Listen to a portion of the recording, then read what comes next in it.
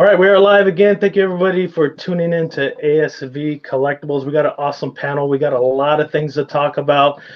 Starting with our good buddy Marcos Mora. Thank you, Marcos, again for being here and adminning for us. We got the legend Lane in the house. He's very excited for some of these new treats, new unveils we have.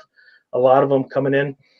We got our good friend Jeffrey from the East Coast. Jeffrey, thanks for tuning in. He's a master painter. For those that would like some of his service, I put his link down below for his art station in the description. We got our good friend Roger from So Much 3D. Roger is 20 years in the industry. If you don't know about it, you will get to know about it. Check out his art station down in the description. And as always, our good friend Freddie. Thank you for joining us, Freddie. I know you got a lot of stuff going on too. I know you're trimming the fat. We'll talk a little bit about that. And I don't mean Thanksgiving dinner. And hopefully everybody had a great Thanksgiving. If you did, let us know what you did in the comments below for those that are watching. And we'll chat a little bit more about our week, man. I had a great time. Got this Angelus from XM Studios. I can't wait to open it. So I'll be opening that. We'll talk in the chat. And speaking of that, for those that are interested in this Angelus, Todd at Spec Fiction has it on sale right now. He's got his big Thanksgiving sale up to 50% off. You go on his webpage, take a look at it, and he's trimming the fat on the prices too. So it's an awesome piece. I haven't seen it in person yet, but I've seen it online, and I've been super curious. I got a great deal on it, and we'll get to that. So my biggest question for the panel, how was your Thanksgiving? And also, did you see any good deals this Thanksgiving besides on Spec Fiction? Something that you might be interested, you want to get, things to talk about. Let's get going. Marcos, what do you say? Yeah, man, there's some good deals for sure out there. I practiced restraint like for the first time ever. There was some. I keep looking at it. I always want to get it. Hopefully get a better deal. Maybe during Christmas is that Prime 1 Zatanna, that the 1/3 scale. It's not something I need. I do like it. You know, it's one of those things. I do like it. I don't need it, but you know how this hobby is. You know, there's a bunch of stuff on Spec Fiction though. I know you're just talking about that, Will. Like there's a lot of stuff, a lot of anime stuff too. So is that it's hard to thing? What? Yeah.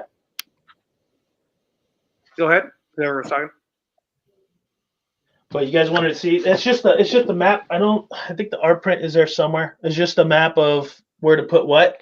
I will talk a little bit later. Just curious about the wings on her, but yeah, no, for sure, Marcos. There's a lot of like anime sites and stuff like that had a lot of good deals. Yeah, and I'm very tempted as well. I'm like looking at it, I'm going through it, and I'm like, you know, I just kind of gotta stop. There's some local deals also. I was chatting with somebody. He's about an hour and a half from me. Really, really good deal on some pieces. So it's the holidays, man. It's really, really tough just to throw your money like that on pieces when, you know, Christmas is around the corner. It's too bad we're not all just collectors here of like 1/12 scale, or where max we're spending like $100 or something. Then we could have a lot more chance to go crazy, and even then we would still have to have some restraint. Mm-hmm.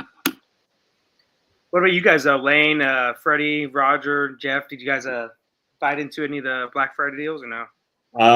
My mostly stuff was buying some stuff from Amazon and stuff. They got me because I picked up a couple Ultraman Blu-ray TV series. I got like 50% off, and I think like Steam's gotten me quite a bit because I'm picking up tonight. Actually, I'm going to be picking up Starfield and stuff. But statue-wise, I have 5 statues on order right now that are like at least like $1,000 or more. So I kind of said, and I don't know what the status on some of them are or when they're coming out. So I said, you know, I probably just need to wait to see what's going to happen with a couple of those. But there have been some Hot Toys deals, especially like when the Sideshow had, they've been having several figures that, like, if you spent like $250, you could get they had a Boba Fett 2-pack, and they had Superman, Cavill Superman with Nightmare Batman and stuff, 6-scale figures.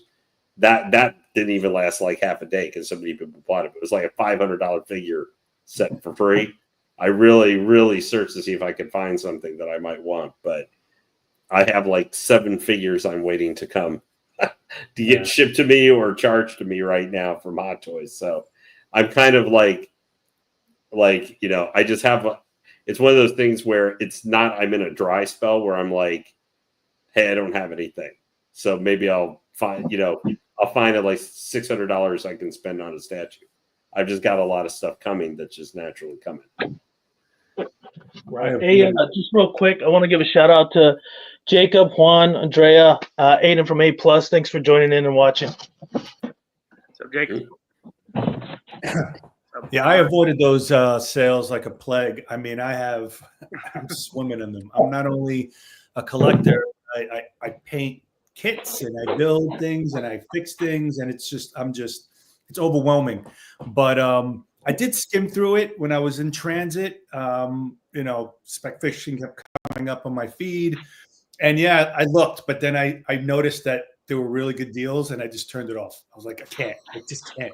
Because I don't even know, it's like 42 inches high. A Witch King piece that came out. They made like 178 of those. I have that thing coming. And it just, wow, look at that. That's a nice base. Bottom base. What number is that? Well, look at that. This one is stickers peeling, but it is 325 out of 499. Very nice. Some nice color variations on the base, right? Not just browns, but it's got dark browns and light and tan and all that stuff. Yeah. No round poop color. There you go. It's nice. I actually own this piece as well. Huh? And one thing that I do love about the base is there's like a variation of gloss on the blood and on the teeth that you don't quite see right here, but there is like, you can see it there a little bit. Oh, yeah. But I like seeing that level of detail because like it's really easy to really focus on the primary part of the piece, and sure. Sometimes you see studios sometimes dial it back, or sometimes creatives I think kind of not necessarily phone it in, but you can tell where the emphasis is at, right? But I like what they did, because if you have the cover, or if you're familiar with this darkness cover that Angelus is on, it's actually the darkness that's at her base. It gets Jackie Estacado in form like at the base. So the fact that they took some creative liberties and added that instead works really pretty seamlessly. If you haven't seen the cover, like you wouldn't think that there's a variation there. So I thought they did a really good job of coming up with a creative solution for kind of removing him as a figure in the base. Wasn't XM supposed to be coming out with the darkness originally? They did. Like part of that line complemented? Okay, so it's an older piece. Yeah. They came out with the original Witchblade, and they got another one coming out, and then that darkness. Yeah. Cool. In theory, they have another one coming out. Yeah, it's funny you mentioned that. I pre-ordered that a long time ago, the Witchblade one, and I'm curious if it's going to come to fruition. I had some conversations with a buddy of mine, and he's strongly doubting it, but I'm still keeping my fingers crossed. Yeah. I'm noticing the blood on it now. Is that just a shiny red, or did they use a little bit of like a metallic shimmery thing also to bring it out? It looked like. It's kind of a shiny-ish red. They did give it some depth, like a little bit of dry brushing and stuff on it, but it's very shiny. It doesn't look like a shiny metallic red, but there is depth to it. You'll see some darker reds inside, and you'll see kind of the velvet and then the lighter red on top, and I think that's what's giving it that shiny red. I like it. I do like that they differentiated the gums. Like the gums on the monster also have a lot of different blacks in there and grays and dirt. It was just kind of like dirty gums, like a dog would have. Like when you look inside your dog's mouth, it kind of has all those blotches. So they did a pretty good job with that. I like that detail on there. So on the subject earlier, I avoided the sales as well as best I could. I'm not going to say I didn't glance and scroll and look here and there, but I didn't bite on anything. I'm currently trying to come up with a good. I'm talking to a local builder who makes what's it called, accent walls. I'm trying to get some custom shelving made. So That's kind of my big project first before I add any pieces. I feel like that's the responsible thing to do. So, but we're not in the business to be responsible. Okay? I know. It's like, trust me, I still look. You're part of the business for helping us customers not be responsible. Yeah. Well, seeing this part here definitely makes me not want to be responsible. That's yeah. Trust me. If you just mentioned it earlier too, that the fact that this is on sale for the price point that it is, that's a steal. That's something else. I love it. And in case you guys don't know, go to Spec Fiction and buy this statue if you have the funds to do so, because it's an exceptional piece. I'm a huge fan of everything they did with it, even down to like the texturing. You can't quite see here, you can, but the texturing on the cloth, on the leather, and the cloth on her legs and stuff looks so well done for it not being like actual material, for it not being like actual leather. It's got the texture there, and it even has the tethering on the edges. I thought really, really well done.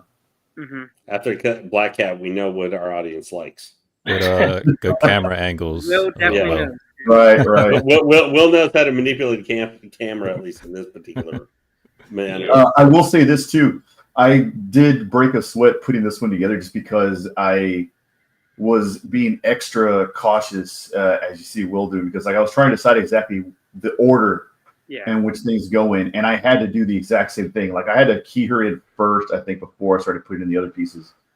And when you get to it, having the spear that she's holding slide in, it actually goes through the pieces.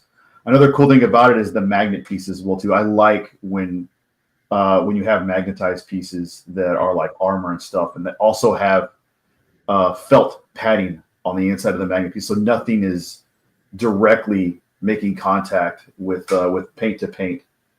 Oh, that's good. Yeah. Well, XM has always done really good with a lot of their statues and stuff. I only own one, the purple Catwoman that they came out with a few years ago. That was my first ever one. I've had for a long time the King Batman Who Laughs on order. Oh, okay. But that piece I always kind of worried about, like just for what you were talking about putting together, because of all the little bat ghouls that made up part of the base, and I was always like, man, what kind of pain in the butt is this going to, I mean, nothing. I mean, it doesn't top when I've watched videos where like Transformers for Prime 1 get put together. Oh, yeah. No, I don't. Those things look like pain and suffering as polystone. Yeah, those pieces are amazing, but when I see them completed, awesome. But when I see the picture of them all disassembled, do not want. Yeah.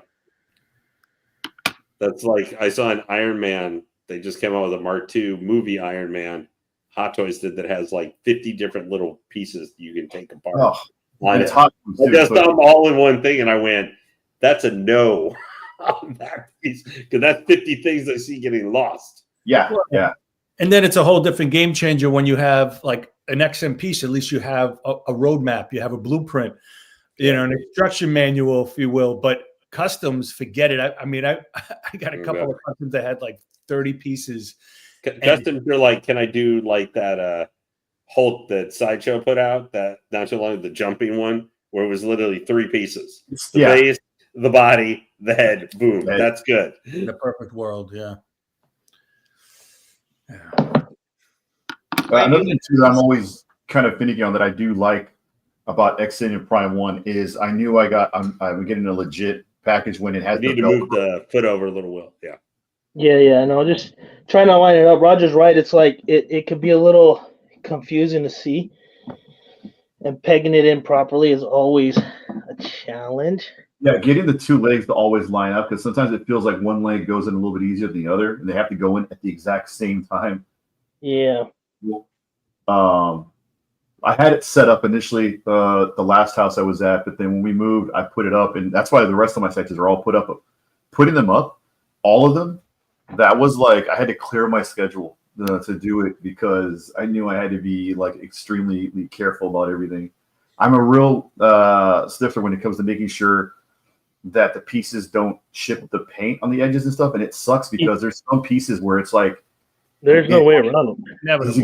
Exactly. And I hate that because I feel like there's money gone. There's money gone here. When I see it's like the car leaving the lot. New car leaving the lot. You're just like, I just took off $5 here, $5. Yeah, yeah. Thanks, Juan. Thanks for joining for a little bit, man. I know we all got busy lives. But thanks for joining us, man. Have a good night. Later, Juan. Thanks, Juan. Appreciate it. There you go. There we go. Awesome. Jesus. I always love a little sweat when he's doing these unboxings. Yeah. Like I'm like in my room, right, and it's freaking cold, and now I'm doing this and I'm sweating. I got a sweater on. And I'm like, Jesus, it's like it's never ending. Yeah. After putting together when I did it, it's awesome seeing somebody else like share the struggle a little bit. Like, I just want someone to suffer with me. So here's a. I really like the color contrast there from how for the base there and stuff, where you see the kind of the darkness, blacks mixed in with the reds and everything, but then the browns, even for her, like the leather parts of her armor, like the way they merge and everything there, it really accentuates, like on her front leg there, just the silvers, like helping that armor with the light paint and everything just like really stand out. I really like that about how this piece look and everything. And look at the are so awesome. The metallic paint with the blue hues in there, very subtle but very very nicely done. Yeah, it gives it that real snake. I'm sure you as Jeffrey as a painter, who paints and does a lot of this stuff. That's a lot of stuff you notice right away when they. Now, for me, who's someone doesn't. I didn't see any of that. Yeah. Oh, you didn't see any, Marco? Want me to show you? Don't take it out. No, I saw. I see it now when he pointed it out. Oh, okay. But when I do a first look at it, I don't really see stuff like that. I was just confirming with Lane on that, basically. I think I got to put something on. Yep, that goes on her shoulder. So I got to put this one on first. Wait, did that just magnetize? Yeah, see, that's the magnet piece. Oh. Wow. And it's got the little felt on the inside, that little soft patch right there. So it doesn't screw up the paint. Yep. Very nice detail. There's some battle damage on there, very slightly. Very good. If I recall, I think I might have put those two on after I put the head, I think. I'm not sure. Yeah, I mean, I could grab the head. We'll do the head first. Because the fingers are supposed to make contact with the face a little bit, or like close to the mouth. Yeah. Yeah, according to the image, I kind of got the image there. Like the map, like this print they show just shows us where the parts are. It doesn't show it where it goes. That's the fun part, right? Things aren't color coded, right? So just check out this portrait. This is pretty awesome. But here's one thing that I just noticed on this piece that I didn't notice on any other piece was like almost everything has that felt. I love that it has that felt in there. Yeah, it's such an amazing piece, man. I've been looking at this piece for so long, and to see it. Wow, that's a bit, and it's a big headpiece. Wow, with that hair and the horns. She gives really good head. The work on the hair is fantastic. Yeah, the depth and everything. Remember I remember the last time we had you on Jeffrey, when we last looked at hair from Storm. Remember those variations we saw? We saw like it was a little sauce on the placement of the darker hues in with the lighter. Like this is how it's supposed to be done, or at least how I prefer. Yeah, that's the way it should be done. Now, is something else supposed to go on top of her head? Yeah, she's got two other pieces that go up here. Okay. I'm just going to say right now, this feels like an Alan Kiefer piece waiting to happen. I agree. He loves his snakes and females. Scandalous snakes, females. Yeah, so it's a good combo meal for him. Yeah, so I didn't have to pull the shoulder pad off, even though I could have if I wanted to, but I didn't have to pull the shoulder pads off of it. Let's see. Got a lot more pieces, just trying to figure out where everything goes because there's a lot of little stuff. I guess I could probably put her hand back on now. The statue is a big example of having an extremely sexy piece without over sexualizing something. It's just really, really nicely done and classy. It's just something else. Yeah, and it's 100% true. That doesn't have a peg for the hand, but it pegs in. I was wondering where that peg was, but it'll peg in. And then it'll magnetize to the shoulder, and this peg here on the bottom goes in the arm. That's Yeah, and it good stays engineering. 100% true to the cover. Like the actual Silvestri art, it's like 1-to-1. Let's see, Stanley's on there. There we go. Oh yeah. No, this is, I think, one of the best female pieces in recent ones in the last 4 or 5 years, maybe 4 years that they XM did. Yeah. Also, too, just because I said I was going to do it, a buddy of mine, the reason I even have this statue, initially was a little bit priced out of my range when I was considering it, but a buddy of mine got this for me as a wedding gift. Oh wow! Oh, nice. Yeah. So shout out to Mike. Thanks, buddy. Yeah, that's an awesome wedding gift. That's the tongue for the inside of this beast here. I used to have an Angelus statue. I had the old Claiborne Moore one, the one that was 13 inches tall. I have that one. I have that one as well too. The one where, is it the one with there was one where she has her hand in the air and there's a spear across. She has her wings up. Is that, you have that one? Yeah, the wings up in the air and everything. Yep, I had that one for a couple of years, and I ended up selling it when I had that, and I had several more pieces. One of them I went to his studio and bought because he was an hour, 30 minutes away from my home. That's pretty awesome.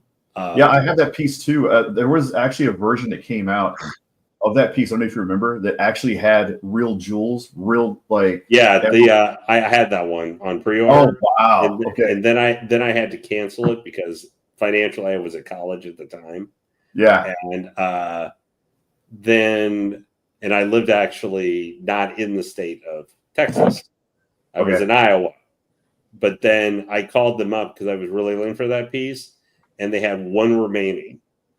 It was the last piece they had sold out otherwise at their office, and they offered it to me, and I was able to buy it. It was number 18 or something like that. It's crazy. Of all of them. Yeah. Yeah, I never knew anybody that had that piece, so yours. Oh, I love that piece quite a bit. I remember a few years back, Moore came to my LCS at the time. He was doing a signing, and I got him to sign the base of it. Oh, it's incredible. Yeah, I ended up selling it, but the best piece I ever had signed was I had the small Punisher that Randy Bowen had done years ago, where he's holding, got the two automatic weapons, and he's holding up. I took its base, not the full size one, but it was a smaller version, and it wasn't the quarter scale. And I took that and got it signed by Thomas Jane the week before his Punisher movie came out. Oh, no way! Yeah, that's cool. I actually ended up sending that. I had 40 pieces. I was getting ready to move from Washington D.C. to Iowa, so I got rid of all of my statues. But I ended up sending that Punisher directly to Randy Bowen. About that, yeah. I remember there was a time when it was only Bowen. It was just Bowen statues. It was all the classic museum posed Bowen statues out there. I still been thinking about getting his Goblin Queen because it's the only way you can get her in her original costume anymore. Yeah. Yep. And Nice. TV Madness said, "Hey, that's me." I don't know what that's referring to. That's Mike. That's the guy that got me the Angelus. Oh, nice. I got to tell you that the paint on this with metallics. I mean, so many different tones of metallic, and it's really handled very well. Those pieces that you put behind her head, I don't know what they were. They're like pieces of horns, I guess. Yeah. But even something as simple and small as that, they really did a great job on getting the weathering right and the texture, and it's well done, man. Yeah. I know you're the one that said where the tip is. The tip goes in right here into the other darkness. That's cool. I like how they do that with the sword going through that effect. That's nice. Yeah. I remember seeing this piece is what actually got me to pre-order the King Batman Who Laughs, seeing the monster darkness and everything like that on the base. I was like, oh man, they do those bases really good. Yeah. I saw the bat ghouls and was just like, oh yeah, I'm in. Those things are horrifying looking. I have to buy this. Yeah, how long has that been on pre-order, Lane? Since May or June of 2022. Mm-hmm. I just wanted you to say it out loud. Yeah. See. As I'm saying that, Jeffrey's facial reaction is swinging back there. The little me, the little hero me inside my head is just going like like that. I've been there. I've waited 4 years for a piece, man. I wanted to just. Wow. I think that piece is going to be canceled. Like, I mean, I think they're going out of business. Except, quite honestly, I do think they do because we haven't heard anything from them. And I hate hearing that because I'm trying to be optimistic as well. I'm sorry if I'm being pessimistic, but I just have to be honest. Like, I watched y'all stream from last week, and I was literally commenting back to y'all, even though it was just a video, listening to what y'all were saying. Y'all discussed XM and stuff, and I'm like, as much as I want the that Witchblade to come to fruition, to go along with this piece, I mean, I'm worried I'm not going to get it. I like that. It sucks though because they did such good work, man. It just they're in a bad spot. I want to go over it again. Well, the good thing is, if that piece doesn't come, I've already got confirmed I'll be able to get my NRT back, even though it's been that a while. But I've already decided on. I've got one of two pieces that will be where I was going to put that piece. I have another piece in mind that has not gone up for pre-order yet. That I will that piece I will replace because it'll fit in with what I was having going originally with that. Man, that looks so. I'm not gonna lie. I want to buy this piece. Of course, I really do. I wanted this piece the minute I saw it when it was on pre-order, and every time I see it, it gets better and better. At the price it's at right now, I can't imagine a better option. And this is with that. We haven't even put the wings on yet, which I think are one of the neatest parts. There's wings. Oh, wow. Yeah. Oh yeah. First time seeing this piece. Yeah. Dude, just we thought she was epic enough, right? Let me say something, man. I think this is probably the best wing application I've seen so far on a piece. Yeah. Like it is. I'm gonna actually sit down for this one. Look at the detail. You can see every feather. Oh yeah! Wow. That's beautiful. They killed it with this piece. No mushing up there, man. No. Beautiful. I love that. Wow, look at that. I mean, geez, I would dare for like the wing piece. Like I would dare Prime One to try and top something like that with the paint. They weren't lazy with this. This is nice. No, they didn't phone in any aspect of it, which is just really nice to see. I guess the difficulty here is, like Roger, you were pointing out, there is having pieces to put her with. If you don't have, if you don't have like the Over Darkness or the original Witchblade one, or something. She's a standalone, man. You can have her in a room, and that's it. And she's the star. Look at yeah. I'm gonna end up having. I have the PCS Purgatory to go along with it, and I also have the Prime Vampirella that came out. Oh, her on the couch. Yeah, so I have those as like companion pieces. Those are cool. I think genre-wise they fit, despite not being in the same. The bad girls of. Yeah, exactly. Damn. If you look at that paint application, there is some brown hints in there with some other. Yeah, we could see. Yeah. Let me see if I can get a little closer. There's browns, there's blues. I mean, very faint blue grays. I mean, very nice. Yeah, A+. I agree with you. Like Aphrodite 9, the XM one, which is also on sale actually right now through Spec Fiction as well. That one we could go with, especially.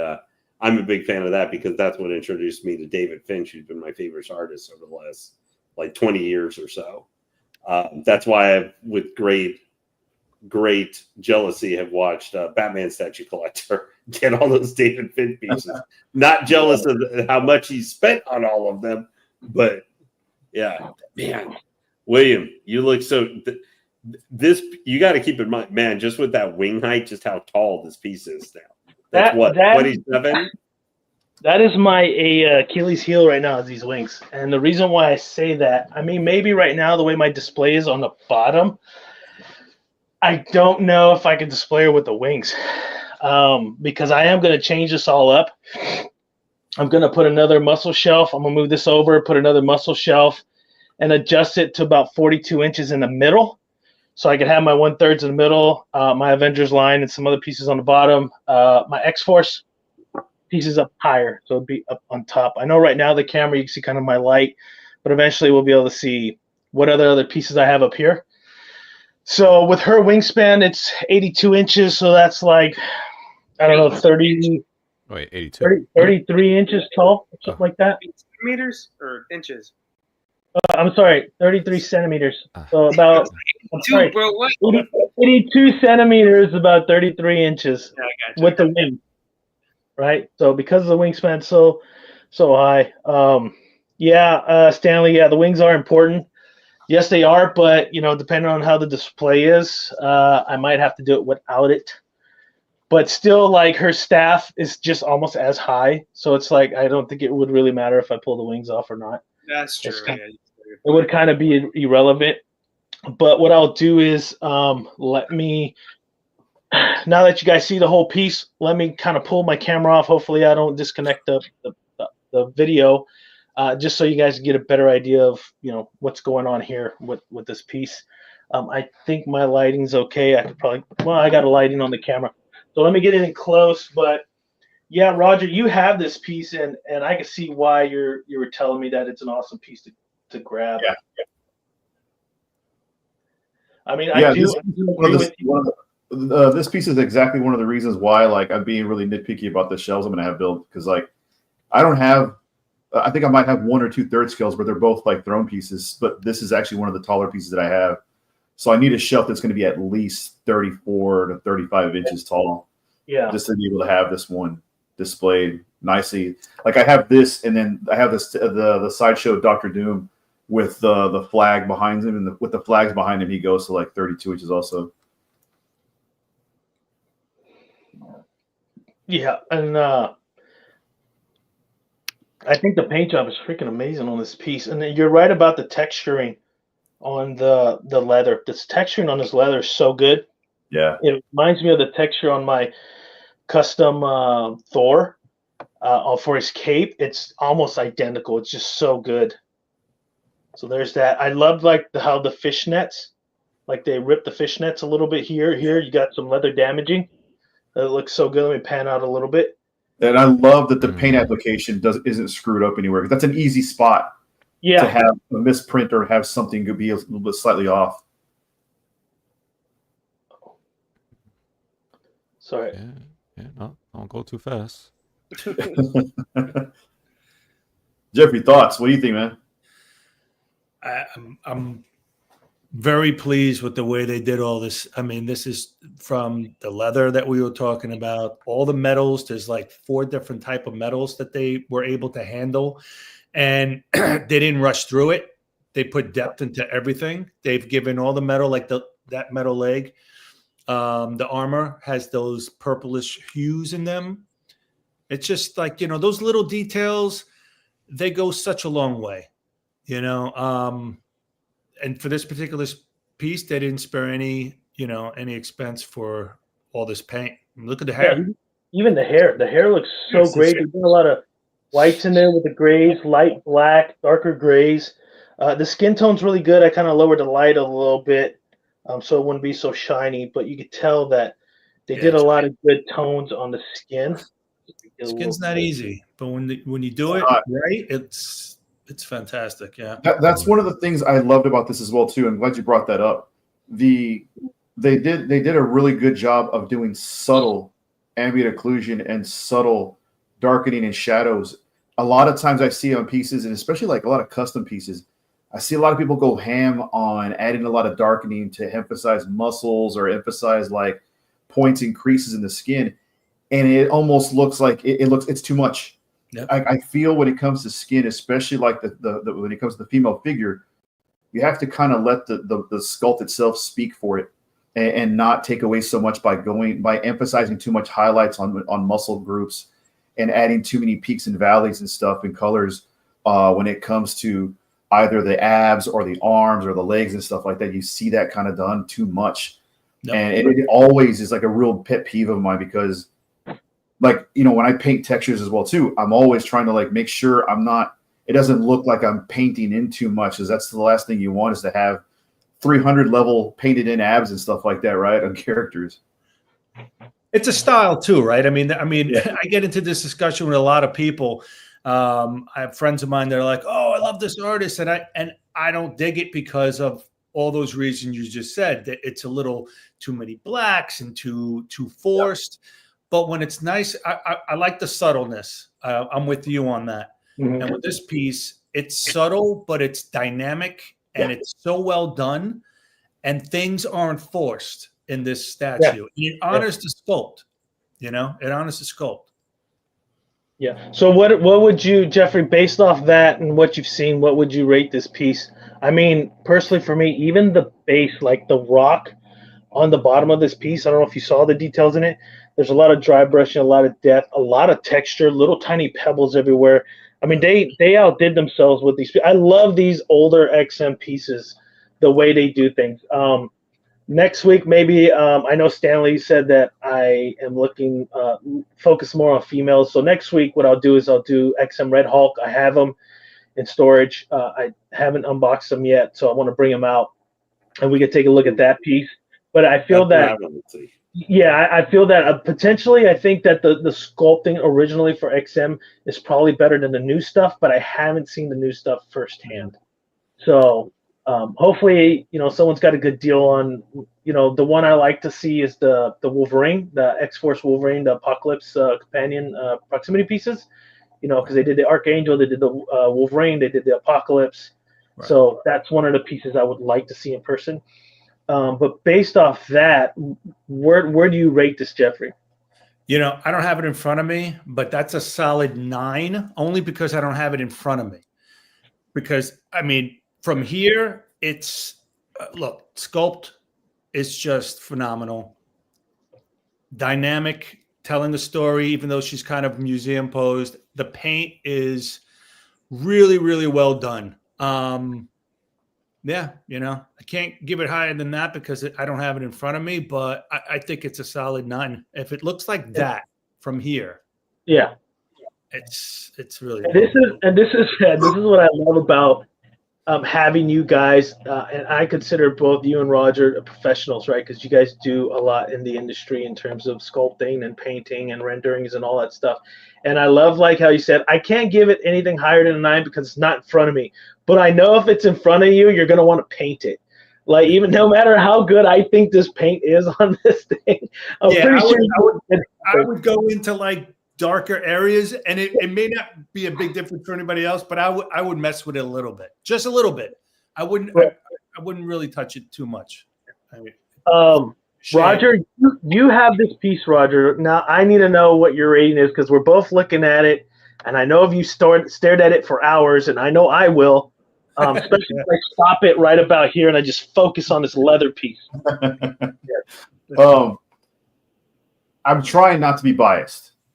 At the same time, though, as a fan, like a hardcore fan of Marc Silvestri's work and the comic book, having this issue as well, having this issue for over 20 years, and then seeing it come to fruition, not knowing that when I bought the comic book, that 20 years later, I'd have a physical representation of it. And not only would it have a physical representation, but I'd have one that is that true to the original piece. I give it a 10. For that reason, because it is so true to the actual source material, and that it actually brings something more to it, because there's paint applications that are here that aren't represented. You can't quite pick up off the page in 2D. In 3D, they did a very good job of, like I said, adding a lot of variation in textures, materials, and that's, for me, I like dynamic poses. That's like the animator in me as well. I like dynamic catching moments in action and stuff, but there's a way to capture museum poses or standing poses in a way that feels dynamic as well too. That's what this does as well. So for all those reasons, and because it's such a standout piece, you put this anywhere next to your collection, and it's a standout piece that someone's going to walk up to and have to look at because it stands out so much. There's so much about it that makes it pop. So I give it a 10. Nice. FBJ, what do you think? Well, I didn't appreciate it until you were towards the end, and when you put it together, I was blown away. This is really, I've never seen this statue before, and even without the wings, I know you said you might have to do that. It still looks great. I Right. love it, everything about it, and I agree with Marcos. I see Alan Kiefer with this in his collection because I'm surprised he doesn't even already have it. It looks like something that should be in his collection. Yeah. But this is great, man. I would give it to me a 10 out of 10. I'm not a harsh grader unless it's something that connects with me, and then I'm very picky on Mhm. it. Because I know the ins and outs. This is not supposed to be here. That's not supposed to be like that. That's not what the character. I don't have a connection to this piece, so I'm one of those people from the outside looking in. So I give it a 10 out of 10. I don't see any flaws with this. I think it's an excellent piece. I don't see any flaws, but I'll give you guys my opinion when I go through the roster. There are some things I wanted to see on it, but I don't see any flaws. So I agree with you at least on that. Stanley's a 10 out of 10. Aiden's a 9 out of 10. Mr. Legend Lane, what do you think?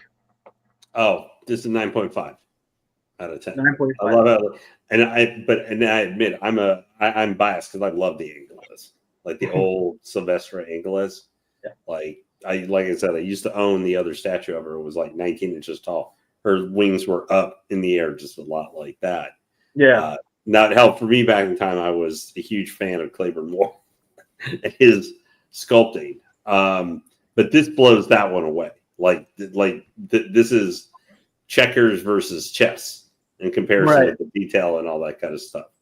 I honestly, the thing that catches me is her horns, and then the gold, how deep the gold paints are and everything like that on her horns and on her shoulder armor and everything. I cannot speak highly. And the fact they stick the darkness, or at least the snake monster parts of the darkness, Right. I absolutely love. The only thing I would have maybe liked on the base where they kind of changed this, it probably would not have worked. They chose the snake coils for a reason. But if they had one of the old goblin looking minions, maybe dead at the base there, lying flat or something that Jackie would use quite a bit, that might have been the only thing if I could have switched out, in that pile, one of the serpents for actually one of those minion ghouls or something like that. That's the only thing. I always like that darkness minion, the one with the ball cap and the gun.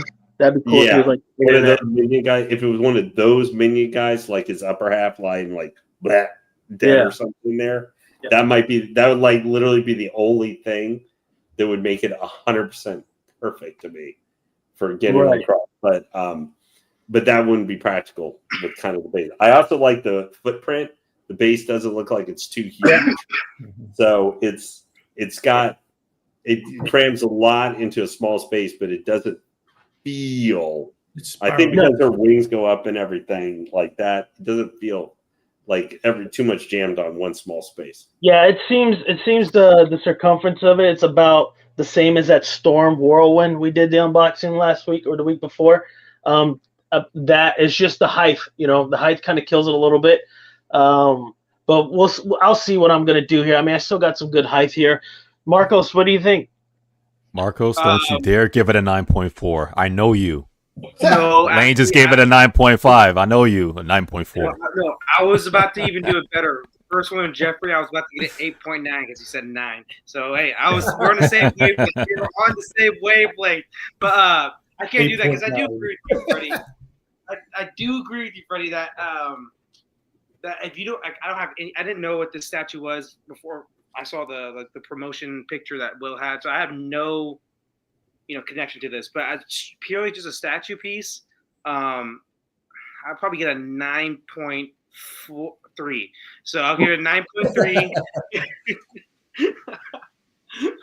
So 9.3. I think it looks great. But like I said, I have zero connection to this. So, but I think all winged pieces always look good.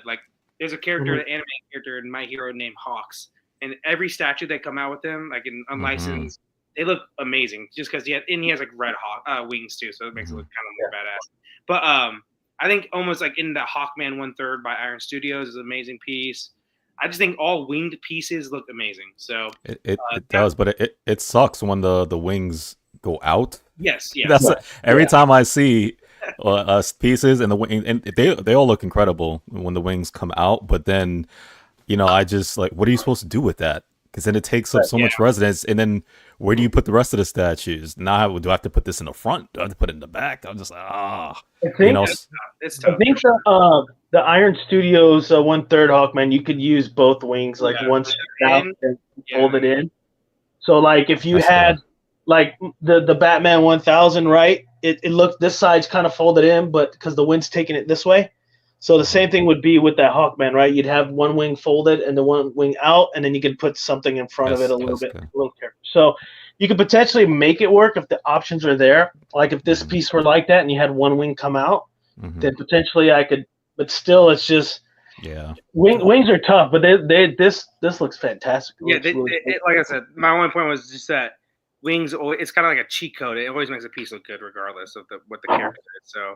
But no, just purely artistically, no connection to the piece, probably 9.3. I did want to say 9.4 or 8.9 just to piss Freddie off, but Freddie knows you.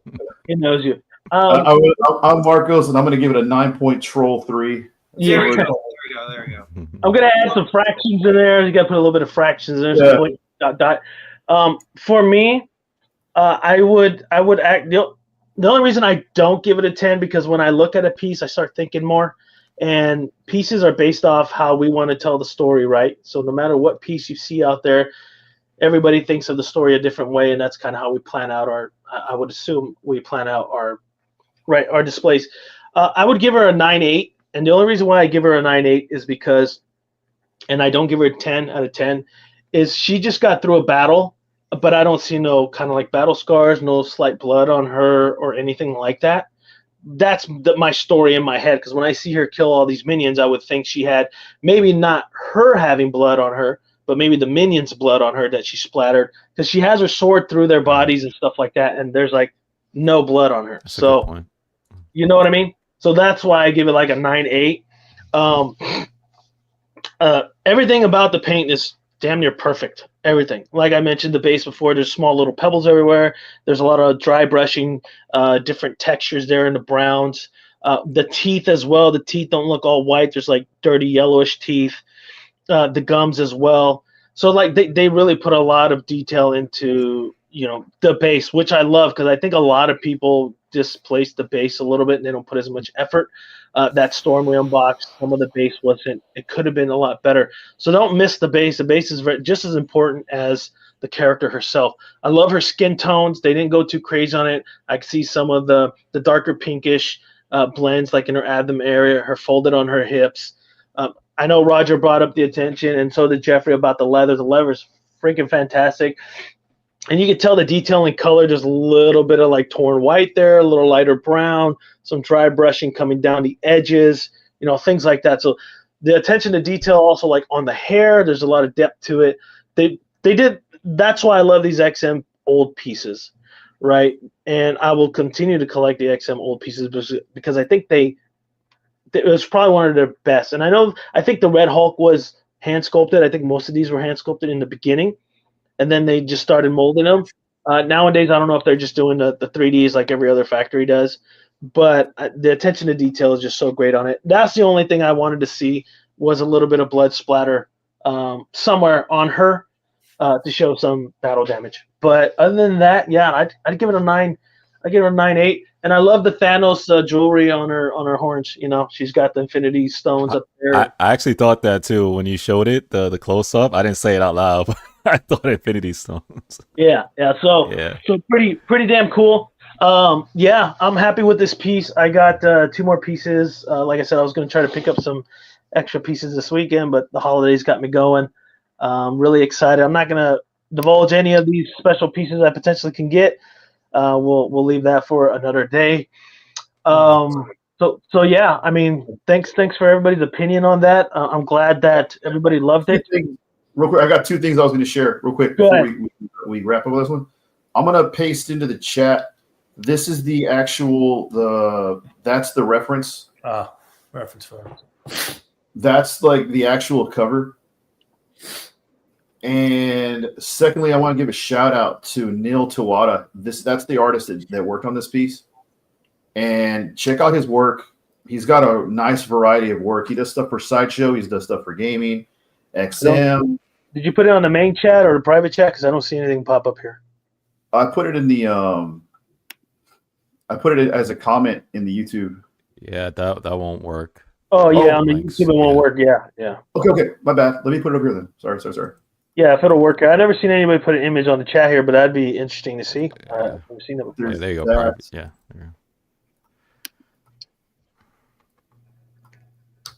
Am I not seeing it here? Is it just It's in me? the Or private chat. It's there. okay, the private. Oh, okay, there it is. Yeah, Tawata, check out his stuff. Like he's got a lot of variety. He adapted some of Jason Scott Campbell's concepts as well too, which is a really stylistic kind of approach. He's got a lot of variety. I'm gonna pop up here on the share here real quick. If you guys can see it, let's see. There it is. Yeah, great piece. This space probably would have been better with Dark Side Lane there like that. That looks awesome, but yeah, that's kind of cool. That's a cool piece. But yeah. Oh. Yeah, thanks for sharing that, Roger. That's actually pretty cool.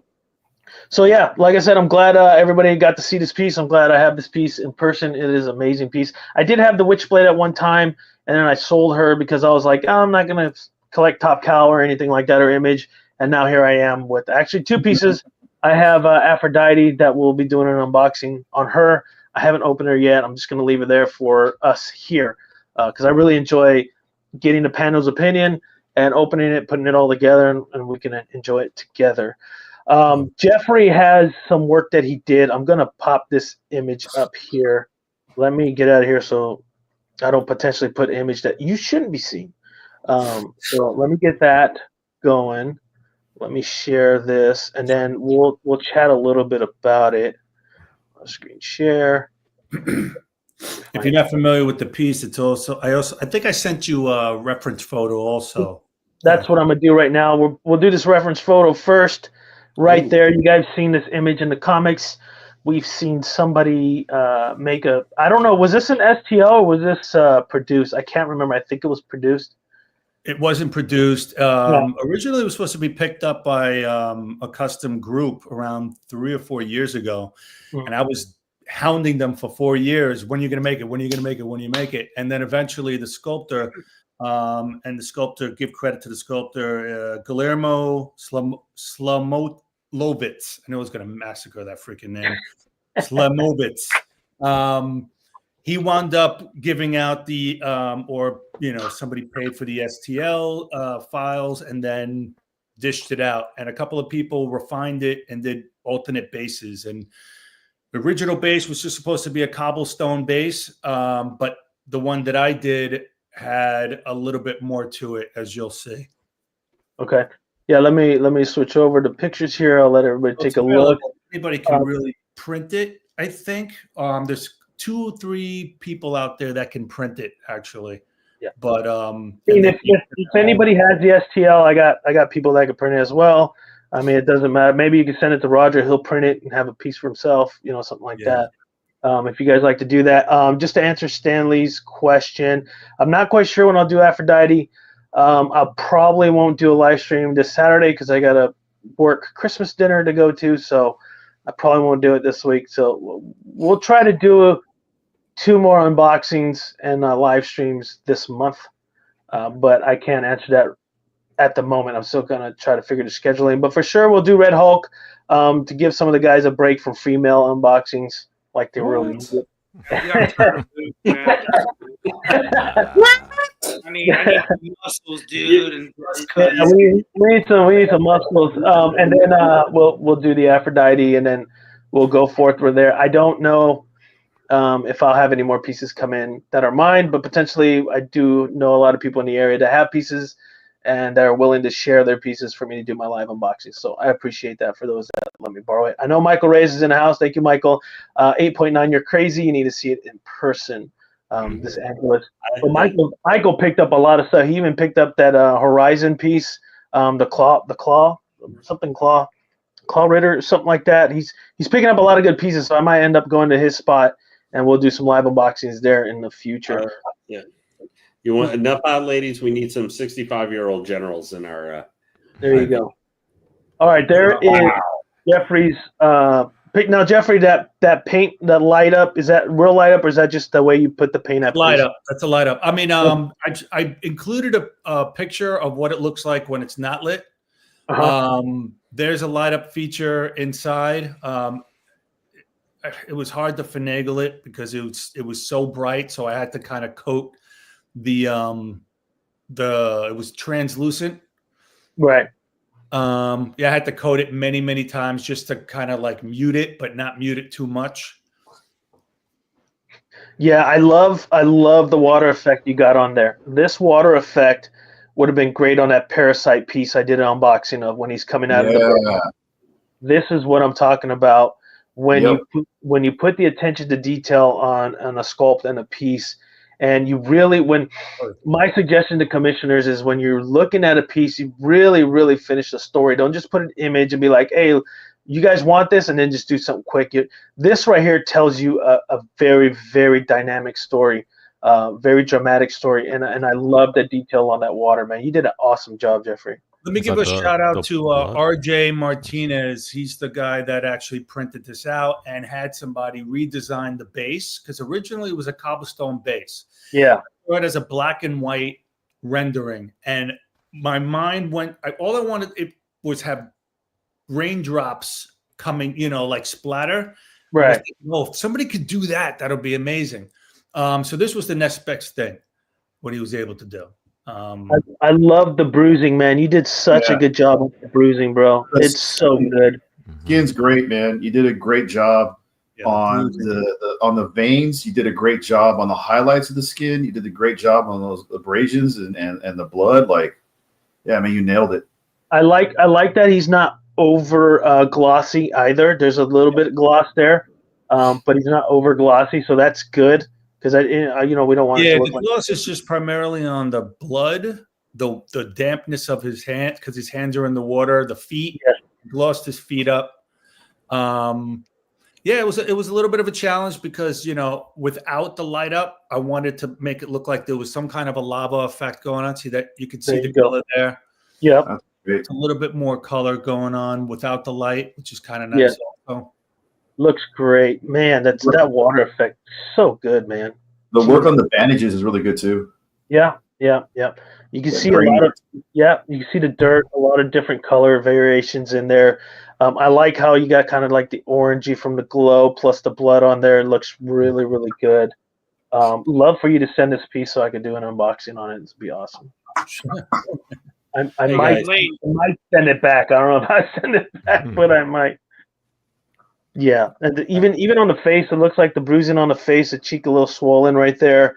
Some of that dirt around there, the stitching on his top mask. God, dude, it looks so good, man. What's the scale of this piece? 1/3.5. I had him printed out for me. Wow. Yeah. Wow. Yeah, I wanted kind of like a little bit more statue. He's 1/3. I can't do it yet, but for me, this is the nice medium for me. Happy medium. Yeah, he's crouched down, so it makes sense to go a little bit bigger for sure. Yeah. It's a hard piece to display because you don't see. I mean, when you're standing up, you never really see his face, but if you know the piece, you know the piece. It's fine. Yeah, no, for sure. No, but it's still. I mean, there's just so much behind the story here, right? And you just use your imagination. Let's see, John. These are all good compliments. You all put your money behind your yapping. Yeah, thanks, John. The story behind this piece is I had them. The first thing they shipped out to me, it didn't work out. It was broken. The arm, shipping, it can be kind of problematic. And so I had two to play with, right? Which you'll see. You're going to show it later. But this particular one, I wanted to do it classic. Skin tones have always been scary for everybody. It was super scary for me, but I'm one of these people that use like 3 or 4 different methods. I do washes, I do pastels, I'll do whatever works for the piece itself. But this was a lot of fun to work on, for sure. How many coats would you say you like? Like, let's say for this one, like how many coats did you say you probably go through to probably get to that Skin tone? layering effect that gives you kind of that subsurface look.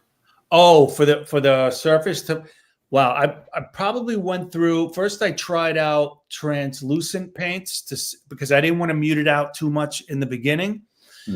And I found that the process of putting the translucent paint in first and then putting the opaque paint over that, it still allowed for the light to shine through, but in layers. Mm-hmm. Yeah. So I probably put like 4 layers on that just so it wouldn't go, too much. So if you look at the picture without the light, you can kind of see the layers in there.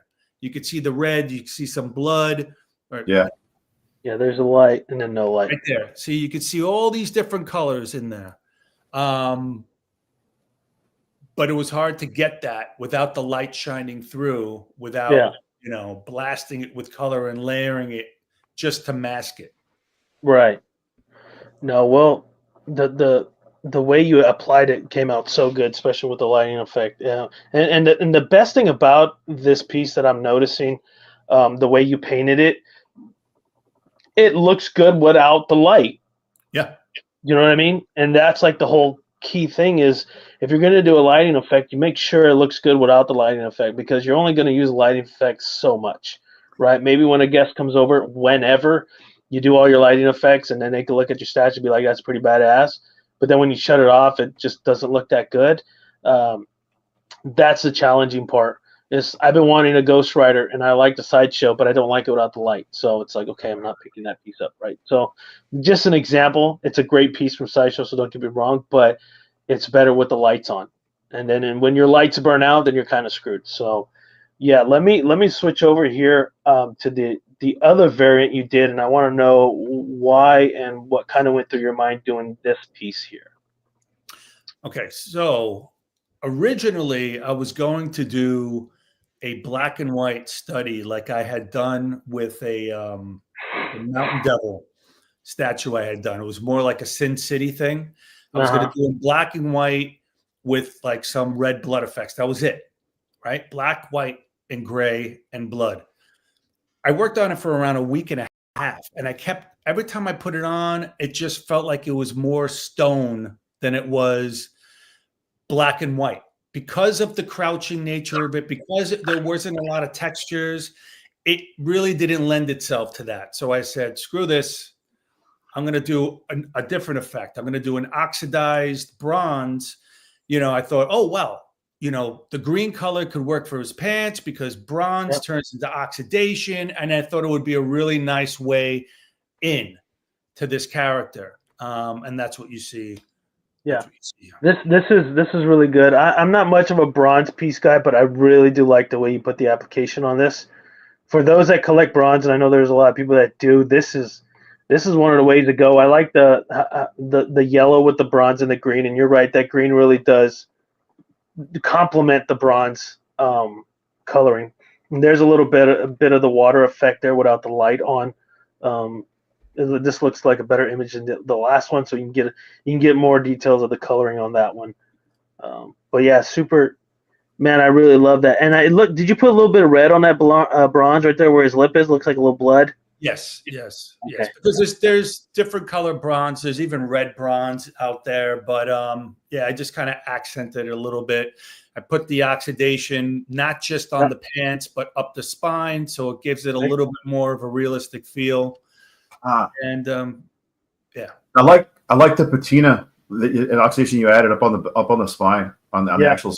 That's good. Yeah, that looks great. Yeah, I like that too. That's a really good effect that you did there. Otherwise, it's in between his toes too, because I felt if you don't have it everywhere, if you have it everywhere, then it's kind of like, okay, you're purposely putting it there just for yourself, which I was, but I didn't want everybody to know. Just needs a little Dr. Scholl's. It's just some toe fungus. All right. Yeah, no, it looks good. Even down at the bottom of his sash by his foot, it's got that oxidation green there at the bottom, running up a little bit. That looks really great. Let's go. I think this is the last picture right there. Yeah, really cool, man. I think this one's the last one. Yeah, there you go. Some more of the water effect, a little bit of the blood with the bronze. I do like that touch where you got the blood on there with the bronze, and the oxidation effect. That looks really, really good. Yeah, you guys, Marcos, what do you think from both the pieces, man? The paint job that Jeffrey put on these look fantastic. Yeah, man. So you kind of hit the point with the light up features. I always say is that it has to look good without the light up on, and you guys did that, man. So, or Jeffrey, you did that. So that's like my biggest issue with some light up features. Like, oh, the light up looks amazing, but the piece outside of light up looks like shit. So glad you guys got that done. I'm not the biggest fan of the 1.35, but I understand why you did it though with that piece because it's so small. Like even at 1/3 size, it's still to be smaller than most. So yeah, behind you, right, Jeffrey? Yeah. It's actually Yeah. So, So I love that Wolverine piece. So right above it, I wanted to buy that. The modification one or this one? I didn't know there's the one right there that you're pointing at. Yeah, with the ninjas. That was modified from the yellow. That's brown. Yeah. Okay. Cool. I love that piece. So, yeah, it's awesome. But great job on this piece. Thanks. Yeah. Looks like we lost Lane. Sure, he had to go. He's in the private. Oh, that's right. Yeah, you did. He had to go for a little bit. FBJ, what do you think, man? Is this something you could consider? Let's say you were to buy a custom and you wanted to get a paint just as good as this. Would Jeffrey be one of those people you'd be like, this has to be painted by him? On the spot. I agree, man. It looks incredible. I'm not big on Marvel, but this piece is incredible. The bronze actually more surprised me how good it came out. I'm not a bronze guy, and when I see bronze pieces, I'm a little bit skeptical. When I see bronze pieces, it just more looks not bland, and I guess that's a credit to the paint job. It just feels like just like with gold, it's like, oh, they just golded it or bronzed it. I don't feel there's really too much depth to bronze pieces, but I look at this piece and I was actually blown away by the color and the oxidation and just how it was, and I really like it. And the use of the greens, I really love the water ripples and the coloring differentiation. And I agree with everybody when it comes to lighting. That the piece has to look good without lights. Just like to turn on lights too. You actually have to pick up the entire guy, the translucent water plate, and then turn it on, and then put it all back. So it's like, that would have been good with like a little touch button on the outside of it, so you don't have to pick it up. You just do the touch button thing, and it'll come on. But still, it's if it looks good without the light. If you want it, then you'll be like, hey, pick that up, and I'm going to hit this button real quick and put it back down. Definitely should, because I know Marcos has shared stories with me a bunch of times with him going to the club at night, and then when he pull out something, and then, he goes out the club, and then he realized that what she looks like in the dark is not the same in the light. This happens every weekend. Every weekend. Every week. And sometimes it's not a she. I'm kidding. I'm playing. You must be in my area then. Are you partying over here in Bristol or what? Roger, I know you commented a little bit on the piece, but anything else you'd like to see? Yeah, not that I would like to see, other than the fact that I want to see it. I want it in person. Like I'm not a big Iron Fist fan, but this piece makes me a fan. Like I like the pose. I like the skin work you did. Like that alone separates it from other pieces for me, because like there's so many ways to go wrong depicting skin, but then there's so many more ways to go wrong depicting skin that's bruised. Because you're talking about like creating depth of tissue on the surface and like deeper with under the surface, right? You're seeing bruising come through the skin, right? And blood. So those kind of things I'm a stiffer for. Those little details I like. Then as a bronze piece, I've seen bronze pieces that just take away completely from what the original version of the statue was. But at the same time, like I appreciate them because it's almost like you're looking at a tribute piece, right? You're looking at something you'd see somewhere, like you see a Superman bronze statue, right? It's a tribute piece to him, to the savior of the city or something, right? Batman, the same thing too, like at the end of the Dark Knight trilogy, right? But the fact that you added the patina and oxidation in the right spots, like that's a big selling point as well too, because that just shows another like real world application of it. That doesn't mean it almost looks like I actually own that piece and that actually naturally formed on it. So I think that's a really good touch. So I'm a fan of both, and it'd be a toss up. I think I'd probably still go with the one, like just because it would work with my collection of having the characters that aren't bronze. But if I did have bronze pieces like that, it'd have to be like a must have. Yeah. And like I said, I do like the idea of the scale up, being that it is a smaller compacted piece. Yeah. No, it would be, yeah. Even if you went, a full 1/3 and had some 1/6, Electra and some other people standing in front of it, like it's a mural, like he dies and now he's got a mural. It'd be a great. Like I said, it's all about the storytelling, right? When you look at the piece, so if you want to do a mural kind of piece, like when I do have a like quarter scale Batman mural, it came out. I can't remember what company made it, but I ended up getting it from Sideshow with points. And that 1/6 scale Anne Hathaway, I was going to have her on her bike looking at it like it was like a mural to him, so it told a story of the movie. And I ended up not going that route. FBJ is the proud owner of that piece now. So it's just, it's just a story to tell. And I think that bronze piece really would really make that kind of story pop out. But yeah, great work, Jeffrey. I know you're going to have to leave a little bit, but I want you to see Roger's teaser. So Roger, let's get the video rolling. Roger's got his full. Is this a full reveal? Is this a full teaser? Reveal. Full review of Madeline Fair. This thing is freaking phenomenal. I love how the images he sent me. So let's check this video out. It's first here on ASV Collectibles. Okay, this is a full review of Roger's. Yeah, like I thought about doing the video. It's going to take me forever to do all the rendered sequences and put it together, post-production, all that. So what we're going to do is I actually have Unreal Engine open right now. So we can actually get in it, move around it, look at it however way we want to. And because it's all real-time lighting and real-time scenario, we don't have to worry about render time. So this is like a bit of like, I don't know, a lot of times you guys see stills on screen, the stills look good, but you're looking at the best shots, right? I want to show you guys every shot possible you want to look at it. We can rotate around and look at it and actually get into the weeds of seeing the details and stuff. So this is going to be the lighting for it in the cinematic reveal that I do. So let me go ahead and present this right now. All right. Wait a minute. Wait, I got to close that one out. God damn it. Yeah, that was my review. That was my review. I showed that a couple weeks back. Let me pop you over here, Roger. That's what you call being bamboozled. Shit. That's all we got, ladies and gentlemen. That's it. That's it. All right, I gotta go. Thanks. That was not Madeline Pryor, folks. That was my review. But I showed that picture already before, so I'll have the full review of the whole base, the full body, and everything. But Roger's first, because I know Jeffrey's got to go and he's excited to see this piece. So I want you go ahead, Roger, and then we'll pop up your screen here. All right, cool. Let me share. Let me know when it's running. I might chug on the camera because Unreal is a beefy application. So there we go. So here is Madeline. I went ahead and, like I said, I gave her emerald green eyes. Yes, she did. We have all our tertiary details we want.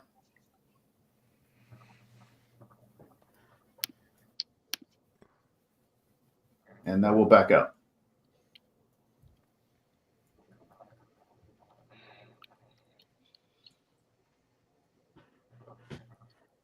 Yeah, I'm loving the way the colors are popping out.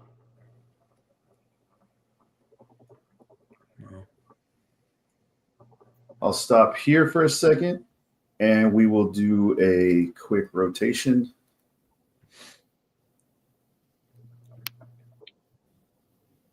Oh, no, wrong way. Oh. I was falling over. The statue's leaning. It's a hell of a lean.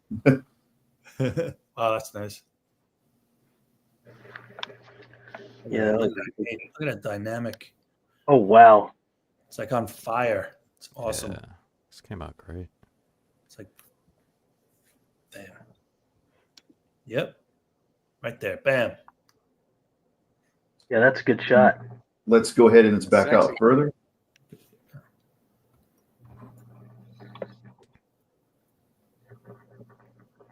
And that bass. Wow. Oh, wow. Look at a goblin. Yeah, he excited too.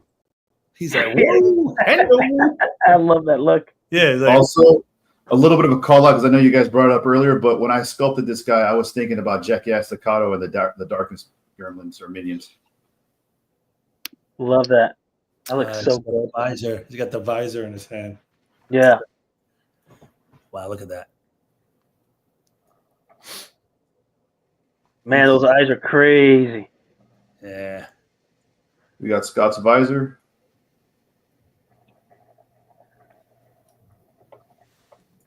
Wow. Yeah, added some dirt, battle damage and stuff, right? Like this was taken off of his body, like Yep. Ripped off his body. yeah. But I add a little bit of gripping and stuff too that goes over the bridge of the nose. Oh yeah, yeah. You see that? Nice detail. A little bit of cushiony, because I always wonder what the inside cushion of like his little earmuffs are, right? Like it's got to be soft, Yeah. right? Like I mean, it must smell too. You know, 'cause that absorbs. I'm on there all the time. I think you're the only person I've ever seen them sculpt that in. It's like functional and it looks cool, you know? It's got to be both. I mean, it's like Bose level quality, you know. Very cool, very cool. We got a little button that he presses here too. So, just to answer the chat, John, just check out So Much 3D's link in the description. So if you want more information or you want to message him about his pieces and his work, just hit him up. I wanted to add a little bit of breakup too, so we added 2 different materials, like more of a polished kind of metal as well too, to kind of create a little bit of breakup there. Yeah. A lot of, like I said, how many ways have we seen Scott's visor done? Like, what can I add to it? It adds a little bit of interesting details to kind of break it up a bit. Right. So went and did that, and then we got him like in a like defiant kind of pose. Like, look what I got here. Yeah. And then we've got we got Professor X's.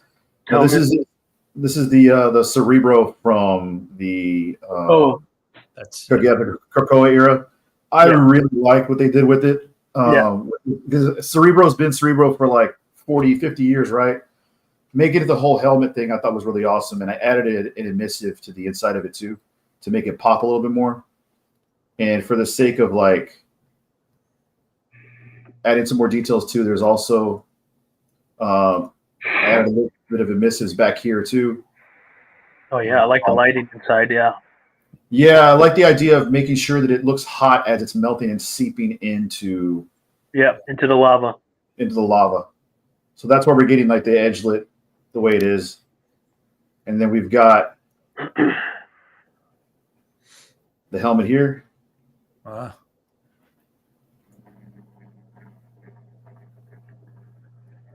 I like how the inside of the helmet, while it's melting, it looks like it's getting brighter because it's getting hotter. It's hotter, yeah. It's an oven in there.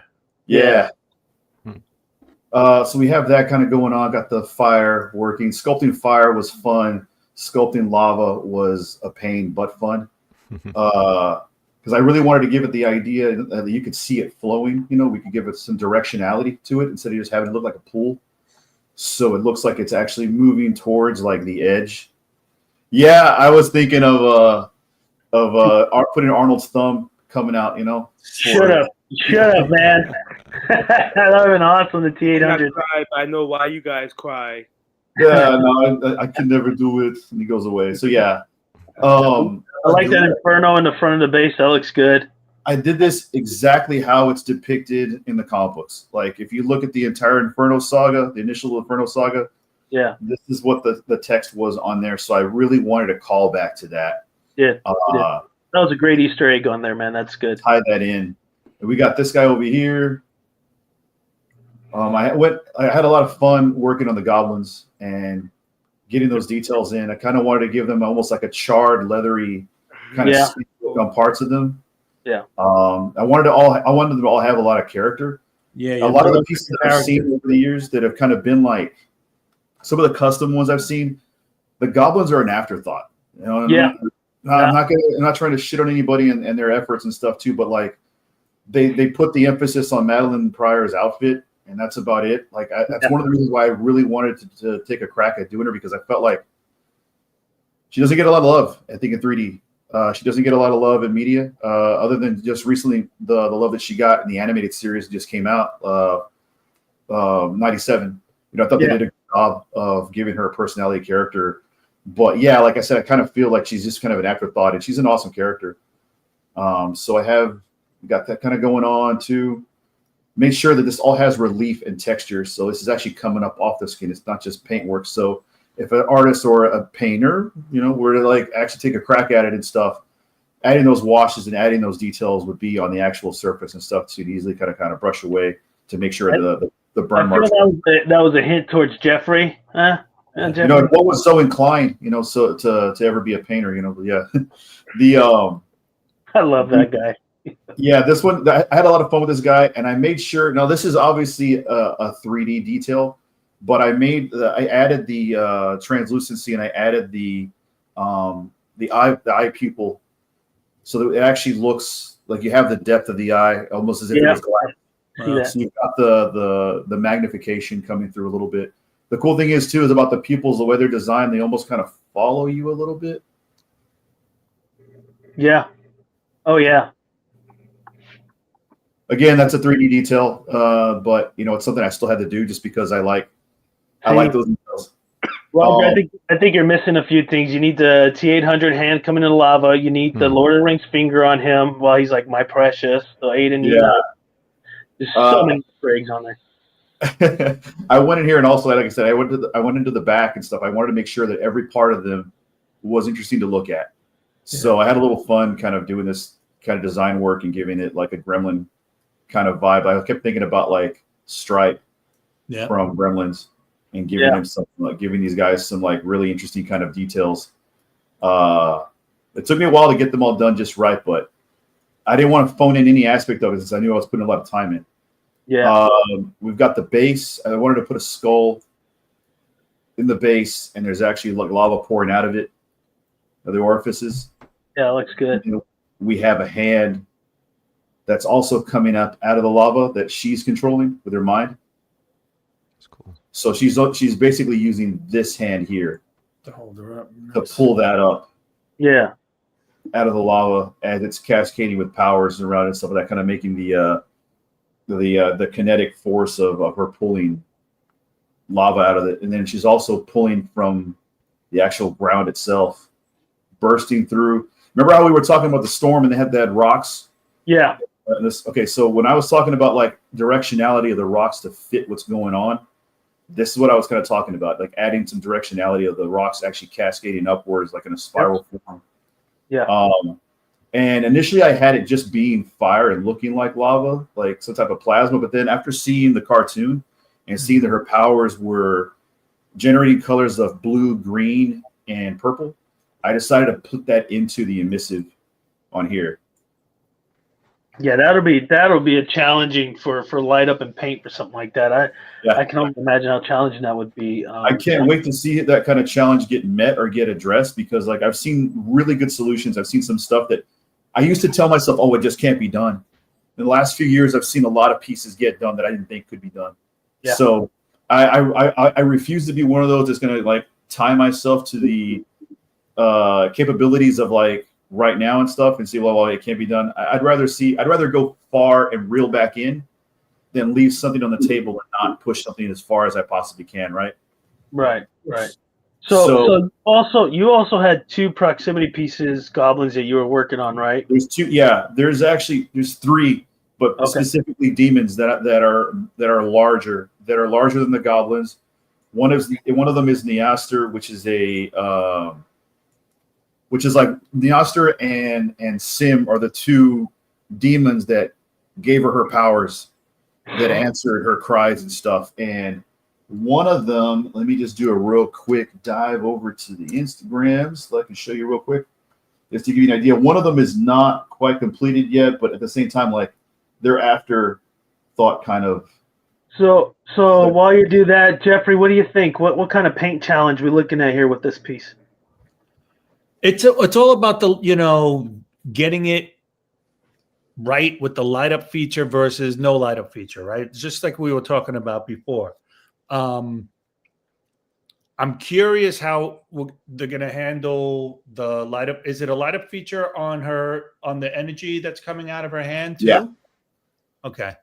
This is a light up feature here. What I'm thinking of is the plastic, or it's not plastic, but it's like the resin, the translucent resin. Yeah. Translucent. Yeah. As far as bringing up the emissive, let me just give you an idea of what that's like without emissive. I can turn off the emissive and apply that really quick. So there, without the emissive, and I have a light within the actual shape of the powers. So let me turn that off really quick.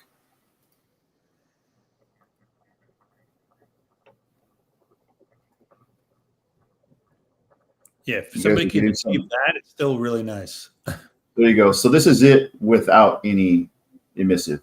Disregard the Inferno, that has it on, but the emissive on the actual base itself, that's just paint. That's just the albedo / diffuse color texture.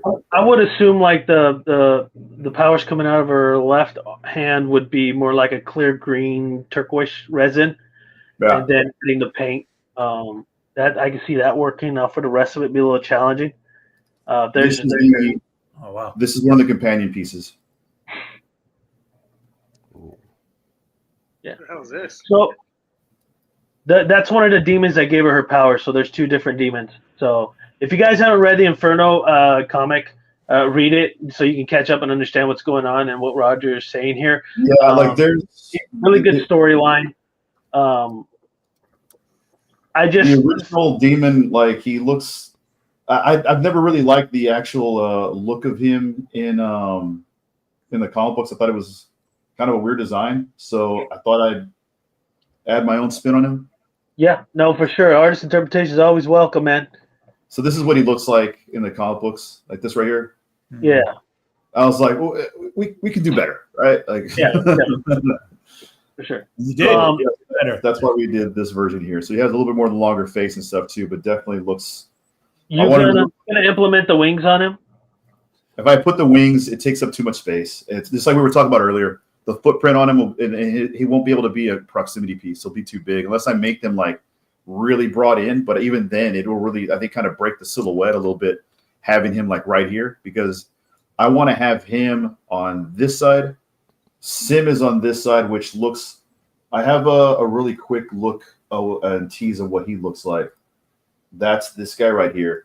I haven't done the texture on him yet, but that's this one here. Now, is he as tall as her, or? No, I'm going to keep them lower. I mean, he'd be as tall, but like obviously not in size to the statue and stuff, right? So I think the idea is I want to have him as tall as about right here. Yeah, both of them. Yeah, nothing so that she's always elevated above and always takes kind of precedent in what we're seeing. So go ahead. Real quick, swap outs. Oh yeah, that's right. So here is like her serious face. Then I also made a version of her that's going to have kind of like the maniacal kind of look. So I'm going to turn off. Let's see. I'm going to turn on this, and then I'm going to turn off that and that. And here's her. This is like, I actually tried to put in a white eye in there, and it really made her a little too scary. Or like it made her look a little too much with her kind of emitting her powers of the white eye. So I have this as well. Her kind of enjoying what she's doing, right? There you go, Marcus. Marcos always wanted a statue with a smiling portrait, so he finally got Superman. It's not Superman, but it's okay. Yeah, no. Well, I'm glad someone's doing it. God damn. So there's this version here, and then I have this other. Let me get rid of this and get rid of this as well. And let me turn on. This is with her other crown. I do have another swap out for. That's her initial skin tone that I made her with, but then I decided to like bring up the look of her skin a little bit more to match more of a sinister look. So, all right. And I did put Sinister's diamond right there. Right in the middle. Yeah, I see it right in the middle. Yeah. So, Freddie, question with seeing this piece with the goblins and having some proximity piece, what do you think of it? Would this be like one of those one-offs, or would this be able to be something companion with more pieces? And it would be something. I don't think you're into collecting this line, but what do you think about it? No, well, I like what Roger has done from what he had last shown. Basically, him adding all the color in. I love how the red pops off this piece. And you know, there's something about redheads, but that stands out. But that lava effect, I really like it. Now, will it? Because you were taking the I don't know what you had called it, diffuser or something. Yeah. You had to get taking that off the lava. Now, when it Yeah. lights up, will it look like it with it on? Like when it's production, everything like that. Will it look like that when you light it up?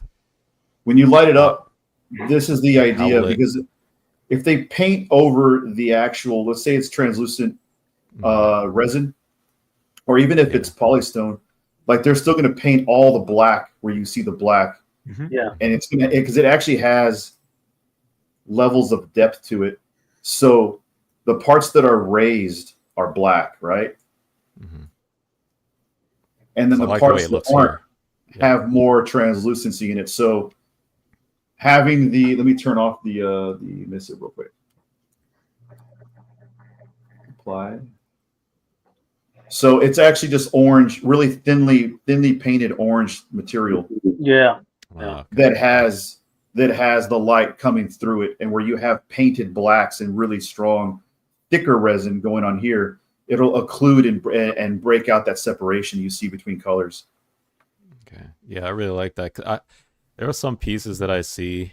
It's my problem with certain fire effects, right? Because you have certain pieces like with Pizza Phoenix, right? You know, and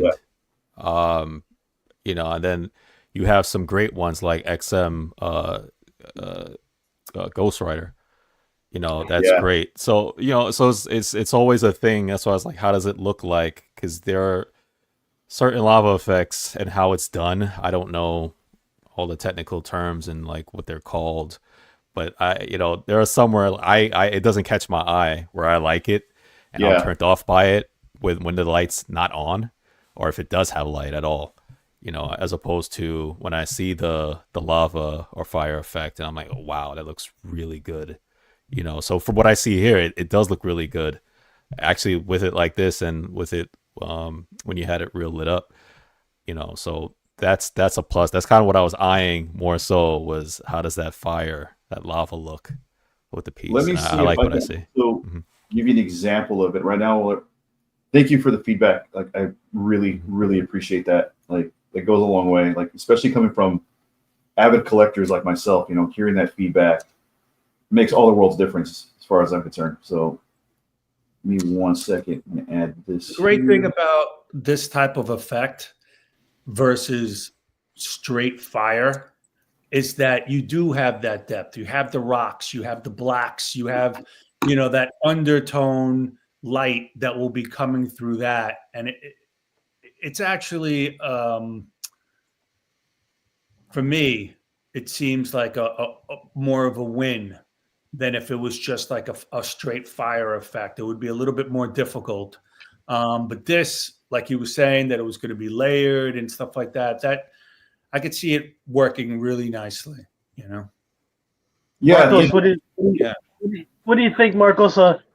In terms of this piece, would it be something you'd be interested in collecting, or you're not pushed this? I know you do a lot of DC stuff and a lot of anime stuff. I know you love Deadpool, and that's one of your guys.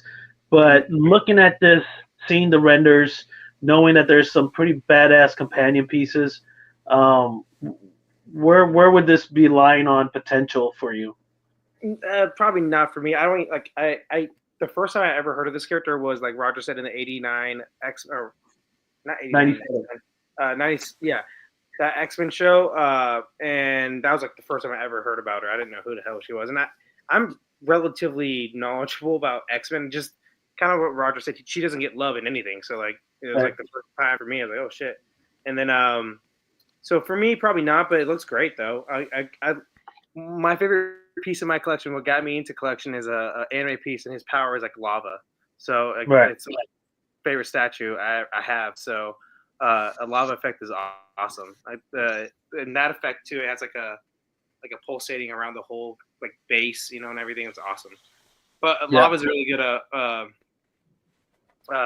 effect for pieces, especially with the light up. So I know you guys have knocked this out the park, so it looks really good. But for me, like I said, I just don't know this character at all. Like, literally just found out about her. So, Yeah. but it looks good. No, I love the little goblin people on the base. Reminds me of Akainu statue. That's my favorite one by Jermaine Yes. Palace. Thanks, Stevie Madness. Yeah. My gosh, I'm looking at the three little goblins. It reminds me of the Joker, the Batman Who Laughs type piece with the little robins. It reminds me of that, and that's a really good part of that statue. And like those little robins were like they were done so well, it makes the statue so much better. So like what you said, Roger, you're trying to make those goblins actually a part of the piece, not just like a side thought of the piece. So yeah. I went ahead and removed all color from this piece so you could actually see the depth.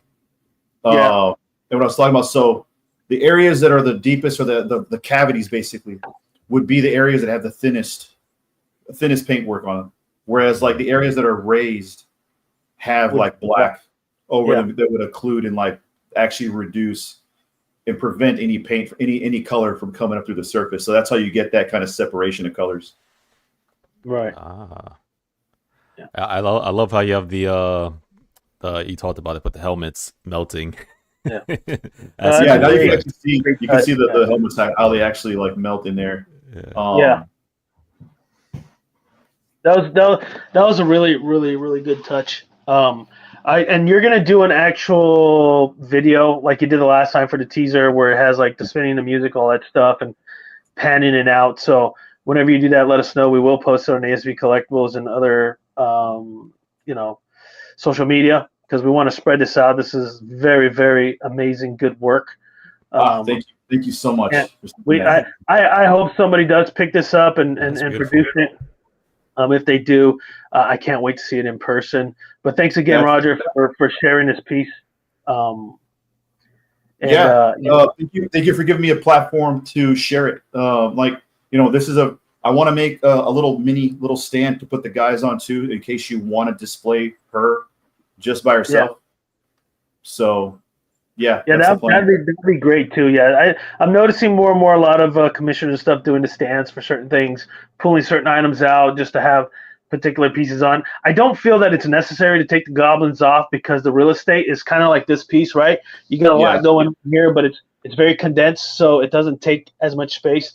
I don't have my tape measure, but I think this is about maybe 12 to 13 inches, maybe lengthwise. So diameter, we're looking like a 10 to 11 inch diameter base. So you're not, besides the sword sticking out, but you're not taking too much. And that's what that Madeline Pryor looks like. It's very condensed within its space, and there's nothing really sticking outside of it. Yeah, I made a really like conscious effort. Like if you saw the other iterations of the base, it was initially a little bit wider. Then I realized like I got to reduce the footprint. So then I had to reduce the footprint and then also still move the goblins just a little bit around here and there so that they didn't actually get too close. And then I made sure the goblins didn't actually break her silhouette in any direction as well too. So she's standing in front of you, there's no break in her silhouette. When you look to the side of the profile shot, the way the goblins are placed, there's no break in her silhouette. I really liked her stance, and I really was trying to get a stance that felt that made her look bold, empowering, and triumphant. You know, a lot of times she's posed in ways that are like submissive, or she's like over sexified and stuff. And I was trying to depict Madeline Pryor in her most badass state. And I think you accomplished that. It's gonna be like one of those grail pieces, like a centerpiece. If you're not gonna put it with anything else, right? That's my opinion based off what I see. And I know it's gonna be. Very. I want to say challenging for Jeffrey if he's ever gonna paint this thing. I'm very curious on your depiction of it, and when that time comes, I know you'll come on our stream and share with us, just like you did with your Iron Fist there. So he looks freaking amazing. Thank you again, Roger, for sharing. I'm not sure, Jeffrey, if you're still going to stick around, if you need to take off or not. Yeah, I got to take off. I really appreciate you guys having me on. Roger, that stuff, it looks really good. Thank you. I love it. I'm up for the challenge. It's a piece that I normally wouldn't collect, but when I look at it, I want it. I want it in my collection. Thank you for because of saying all that. the personality that's happening with the goblins. All those are usually afterthoughts for most sculptors, but you actually put a lot of attention on each element. And that's, that's an amazing feat. As well. It really is. Jeffrey, thank you, man. I really appreciate that. So for those, Jeffrey has to take off. Check out his artist station down at the bottom in the description. I will put his Instagram for those that follow Instagram. Check out his work. Contact him if you have any work. He's in the East Coast, so if you guys are in New York and those other areas, shipping won't be that expensive. Send him a piece, and he's more than happy to work on it. The way I see it with artists is the more work you get, the more experience you get, and the new tricks you have and things like that. And it obviously shows on his iron fist. He's been doing this a long time. The guy's no joke. Same thing with Roger. You see that stuff he's doing? That's over 2 decades of work, okay? So just check out their link there in the bio. Talk to them, see what they got going, and potentially give you guys a discount for being on ASV Collectibles. You never know. Just whatever. But thank you again, Jeffrey. Appreciate it, and we'll catch you next time. Thanks a lot, brother. Hey guys, be good. Hey, Jeffrey. Marcos, you said you have some stuff you want to chat about. I know I got some unveils. We got some time, but let's talk about what you want to talk about. FBJ, if you have something, go for it. Yeah, I got one real quick. They just because what's his name knows the anime, the One Piece. What was his name? DB Madness. So this actually just came in. I think it's done. Wait, hold up. Where'd it go? It just disappeared on me. Give me 1 second. But it's finally done. And this company, actually, Jimmy Palace, does a pretty good job on getting stuff out relatively soon. So I love me some Sume art, but they definitely do.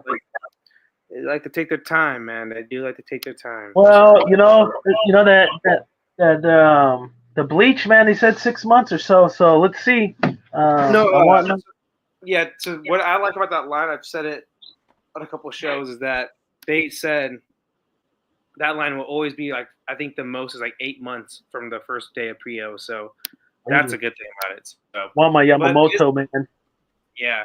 So this character right here, Roger from One Piece, is like the reason why the whole story happened. He's the king of the pirates, basically. So I'm just so happy. I'm gonna get this piece. I just haven't PO'd yet, but it's awesome, man. It's a great looking piece. A lot of colors, but I'm just happy that. Is this? I don't know One Piece much. Is his scale that the quarter scale? Is he normally the largest character? I mean, not the largest, obviously, but he's a large character in the anime. No, he's like he's like if he was in the real world, he'd probably be like as big as like The Rock or something like that, So he's not like because One Piece does have people that are just ginormously huge. So I think I think that this scale is 1/4 or like maybe 1/5, 1/6, but it's a big piece. So I wish I had the dimensions on here, but it's around 28 inches tall, I think, and then like I want to say around there, and then like probably 25, 24 width and depth, I think. So it's because of the looks like the rock formation in the back, the water. I can see why the depth is. Yeah, you can see. Was that an anchor back there behind it? It's kind of dark. I can't tell. You talking about right here? Yeah. Yeah, it looks like a pillar, like a sail, like for. For a ship. Okay, yeah. Okay, now I see it better. Yeah, it's all broken I can see why it's yeah. So the cool thing about this statue, like this is like directly from a scene in the manga and anime. So it was really cool that we get like from 2D and 3D like into 3D form, So that's awesome. Right. Yeah, man, it's cool, but it's like one of those anime statues that you don't get like a whole. His powers, it's kind of weird. It'll be hard to do in statue form, but I'm glad they kind of went more with a kind of a museum. But he still has that powerful look. Obviously, he's holding that marine right there in his hand. But yeah, man. Go ahead. Did they say who the marine is that he's holding? No, it's just a random little marine that he just beat the hell out of. So. Oh, okay. Yeah. But no, but I just like I said, I'm just happy this is finally coming out soon. And people will have this soon, so nice. Yeah. Yeah, you have what's the ETA on some of your pieces? Because we're still waiting on Man Bat, right? Yeah, actually, that one, I think let me get out of this screen, but the commissioner kind of got prices for shipping now, so Okay, that's getting so close. it should be soon. Like I got everything paid off, I just got to pay shipping. That's all it is. So now, Right. yeah. But yeah, just got to pay shipping, and then should be good from there. And Congrats, Marcos, man. It looks good. What's up? Yeah, That's good. That's a pretty cool piece. Yeah.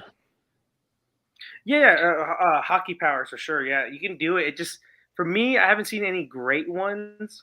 So for me, I would rather prefer like the Jimmy Palace statue with the not Whitebeard, with the Roger. But a company can obviously do it and do it well. I just haven't seen one yet with Roger at least. So I think it's more like a time thing and sculpting and how detailed they want to get with, because the Chinese companies they come with a lot of, man, it's like every day it's new one piece something, and it's obviously not licensed, but some of them are licensed, and it's just they're all over the place, right? And we both follow certain groups that do anime pieces and stuff like that, and you can look at some and be like, and then you can go and see Sume stuff and you compare it, you're like, yeah, Sume needs to come out with this piece. And so it's just one of those preference, and then obviously the cost is a lot lower, right? You look at some of those pieces from China that aren't licensed, and they're like $300 for a quarter scale, and $150 for shipping, and you're like, holy, that piece is worth it for me to get. But is the quality as good as Sume or any other? But it might not be,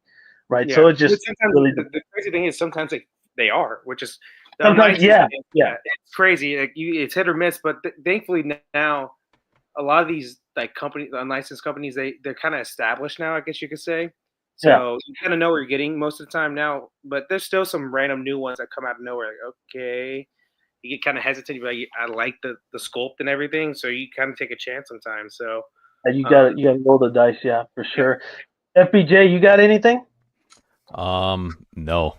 I know you said you're trimming the fat and you're getting rid of some 1/6, some 12 scales. Yeah.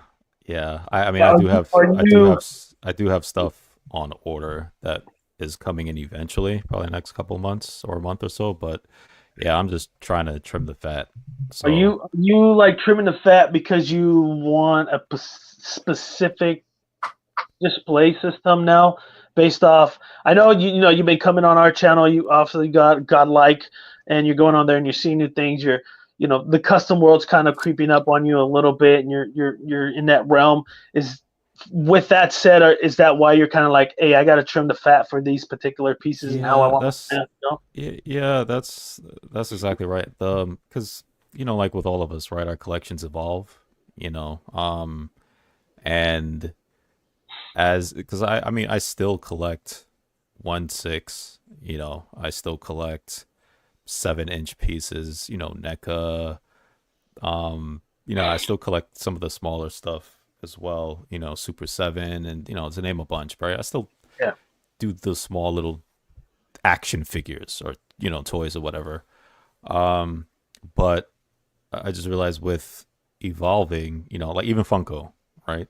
It's just a lot of that stuff I don't need or to have that much of. And just like I was telling you before we had a conversation, it's just trimming the fat, right? Because some pieces I have, it's redundant, right? For example, I have PCS Sewer Turtles coming in. It's a huge piece. It's a 1-to-1, right? Yeah. And then I look at it, I have these NECA pieces that are 7-inch that are movie turtles as well, right? I have a bunch of them, and I'm telling myself, yeah, these are great, but why would I need to display the smaller movie scales at 7 inches? Or why do I have so many, right? If I have like 15 or 20, NECA, TMNT, I'm like, I don't need 20. I could keep 3 or 4 or 5, right. Sell it, get some of that money to put into the bigger pieces, or to pay off some of the POs for my other pieces or stuff like that, right? Exactly, And one other example, right? So I have this J&D Wonder Woman behind me, which is, I think is a great piece. I had ordered the Hot Toys, it's a WB 100 exclusive edition Wonder Woman, rooted Right. here and everything like that. It's Yeah, a 1/6 scale. Great piece. It's one of the best as far as 1/6 goes. It's a hot toy, right? They had the exclusive Warner Brothers one for their 100th anniversary. And I looked at that and I said, the 1/6 is nice, but I have a statue that's probably the best Wonder Woman out right now represented. I don't need the 1/6. You know, I could display it, but it's, you'll look at the 1/6 and then you look over to the left or the right and you'll see that Wonder Woman, it overshadows it. Why am I going to display both? Right? So trimming the fat. I don't need two Wonder Womans. At least I don't need a Wonder Woman. I have this ultimate one that's a 1/3. Right. So I said, right. you know what? I'll sell that one. You know, I'll get the couple of hundred from that. And I'll put it into something else. So I don't need to add that in space as well, right? It's Right. I'm gonna have double. I'm gonna put 1/6 and take up a shelf. So that's what I've been doing, is just clearing some of that, trimming the fat, using some of that, putting into other POs or, you know, future statues. So that's what I've been doing. So Right. at least for Christmas, right? Yeah, I mean, we're all. Trim the tree. I'm going the opposite. I'm like picking up all these pieces because everybody's dropping their prices like crazy and stuff, and that's why I was going to pick up a couple pieces this weekend. But I haven't got a reply back from the guy, so I'm like, whatever. It'll happen if it happens. But I really got to kind of trim the fat a little bit and see exactly which direction I'm going. But yeah, no, I appreciate your direction. I can't wait to see that 1-to-1 scale turtle, man. I mean, you got to do an unboxing so we take a look at that thing. If PCS ever delivers, right? It's taking. I know all licenses are having trouble with their shipping and stuff like that, but I want to.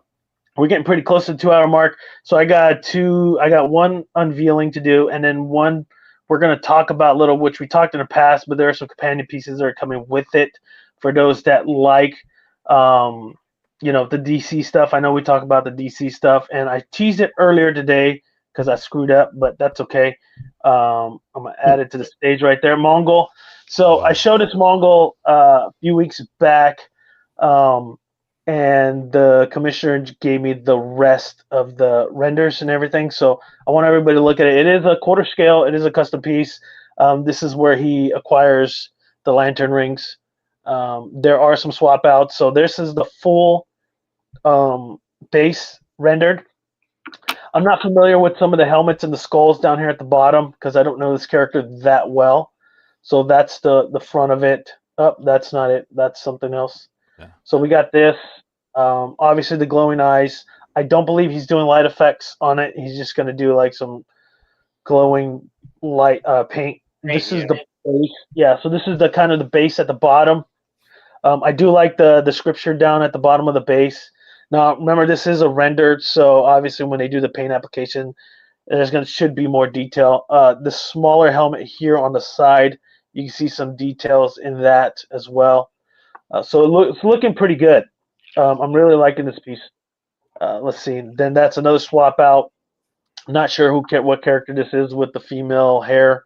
Looks like someone from his species because they kind of look similar to the way the skull is. And then I come over here. There's a smiling portrait, so I like that. There you go, Marcos. Another smiling portrait for you. Yeah. He looks evil as fuck. You know, like makes it a lot better. I like the other one too, but he looks evil right there. You know, that's good. Yeah, this right here, man. The details in this sculpt looks really good. I like how all the creases, the chin, this chin a little bit underneath the lower and upper lip, give me the Thanos vibe a little bit. The MCU version. But still great. Look at the detail on the suit. There's a lot of creases and stuff like that, and we'll talk about that a little bit. Scroll up so you can see these round pins on the shoulders look like huck bolts. You got the lineage here with that looks like stainless steel up to the chest with the light up feature. That looks good. Let's go. And then there's this. I'm not sure, Marcos, but I think we talked about this last time. I don't know what that is in his hand, but I know he used that to control. Yeah. So with that, this is more my speed. You're talking about. I'm like, okay, now we talking, right? Right. So I love this. So that is actually Black Mercy in an episode of I think it was in the comics as well, but it was in the comics. Yeah, but as far if you watch the Superman animated series or whatnot, there is one of one of the cooler episodes, which is he gifts that to Superman, and it leaches all to his face. Superman gets sucked into a dream world or a dream state, and that's basically what that does. Like you'll just stay in like a coma or dream state forever. Is one way to defeat Superman because you gotta have some tricks up your sleeves, and Superman's in Krypton again, and his cousin, and he's living life, and it's amazing. And then eventually in that dream world, Superman figures this can't be real, and he breaks out of that eventually. But that's what that is, and that's cool. Yeah, so I was like, that's awesome. Yeah, because he has a whole family like back in Krypton, and then I remember at the end he talks to his son. He's like, I've always wanted this whole life, but I gotta go back. It was a great episode, one of the best episodes. Yeah, whole show is so good. I know I read some in the comics, but I didn't watch the show. This is the back piece. I do like how he's got the sleeveless with the rings, then with the full outfit. So this looks really, really good. I'm not sure. There's two other pictures here. From the back, and then one more here. I don't want to keep going because that was the next topic. But tell you what, let's go back to this shot here.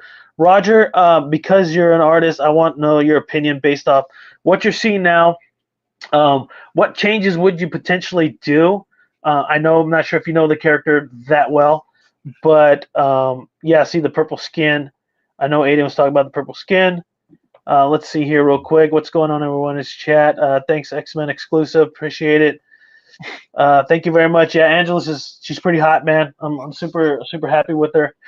But yeah, Roger, from your professional opinion in terms of sculpt, what do you think? What would you like to see? So that's the episode. I like the anatomy on this. I'm not too familiar with the character, so everything that I say is going to be based off just the sculpt itself, and not based off like the lore. That because if I did, I wouldn't be accurately talking about it. So I do like the presence of the statue. I do like the footprint of it. I think the musculature is awesome. The anatomy is awesome. For a stylized like anatomy, like superhero anatomy type proportions, we're looking really awesome. The only thing that I think I would maybe put more detail into, or maybe put a little bit more love into, is some of the details on the outfit. And I'm only speaking on those straps that are around his shoulders and like maybe like in his calves. They look a little muddy. Like as far as like they look a little like they're lacking some definition along the edges and stuff, where those chrome spheres like wedge or embedded into it. Like, I don't know, maybe I'm wrong. Maybe those aren't supposed to be straps. Maybe there's something completely different. But if they're supposed to be straps that are a part of like clothing has like harsher seams and separated pieces and stuff like that. And if that's supposed to be some type of like leathering, even the straps on his arm, if those are supposed to be something that are like a cloth like texture or material, I might want to do something to create some more separation there, even if it means to add in a couple of striations or pulls of it here and there. So like right there, I feel like those straps look a little muddy if they're supposed to be straps at all. Like if they're not, then I don't know, that I'm not speaking in relation to what's actually supposed to be. But if those are supposed to be clothing or supposed to be some type of like textile material, it shouldn't look like flesh in close relation to like the materials on both sides. You have the same level of noise almost on both sides. And maybe it should look more like an actual strap or an actual piece of clothing. Obviously put the detail in those in the nice texturing that's going on in the black area. Like he did that. And he also really cool wedges of seam track marks that you have there between that kind of more silver, purple, and black. Like all that's good. And then you get to those straps, and those straps totally like, I don't know, they kind of break some immersion for me on the detail of the clothing. Gotcha. That's the only thing I saw. Everything else, like I said, I think it looks really cool. I love the different portraits too. Yeah, the different portraits are cool. I like that smelling. Marcos, what do you think? I know you got like Rogues Gallery, you got Parasite. Would this be a potential piece you would like to pick up? So same commissioner, correct? With this one? Yeah. So I actually got his Brainiac on PO as well. I really like that piece he's doing. So good. I like that one. This one out of those three, this is my least favorite, but I still like it, and I'm definitely thinking about getting it. So There's another one. He did Bizarro as well, and then He did Bizarro. We got Ultraman that we're going to talk about in a little bit. there's We one got more. Classic Superman. We talked last week. I'm blanking out on, but he's just doing the whole Superman Rogues. Yeah, he's doing the whole Rogues thing. Yeah, for sure, he is. I'm definitely probably getting a majority of them. This one, I like the. I'm blanking out on the name, Freddy, but the monster in his hand, the illusion monster. I like that a lot. Hopefully, you can swap it out with both. I'm guessing he's doing 2 torsos. I hope you can switch it out with the other torso, maybe. Or That would be really good if he did 2 torsos. Yeah. Honestly, that would work. Because I don't hate the purple suit. Can you do a front view of the purple suit real quick, if we can? Of course. Yeah. But I like I just left it here for Alan Kiefer when he comes and watches it later. I like the booty. I'm kidding. But I like the sleeves one a little bit more, so that's why I'm saying but I like that one too. So I don't know. The front looks good on that one. I want customization, I guess you could say, with the piece, rather than my biggest issue. I like the piece he has Darth Maul. I have it coming in, but there's 2 torsos and it's 2 looks, and that's it. There's no customization with it, which I would like. So does that. Yeah, so answer DB Madness question. I got the inside. There is a live wire on the works with this group. So so live wire. The only one he told me that he doesn't want to do is Mr. What's his name?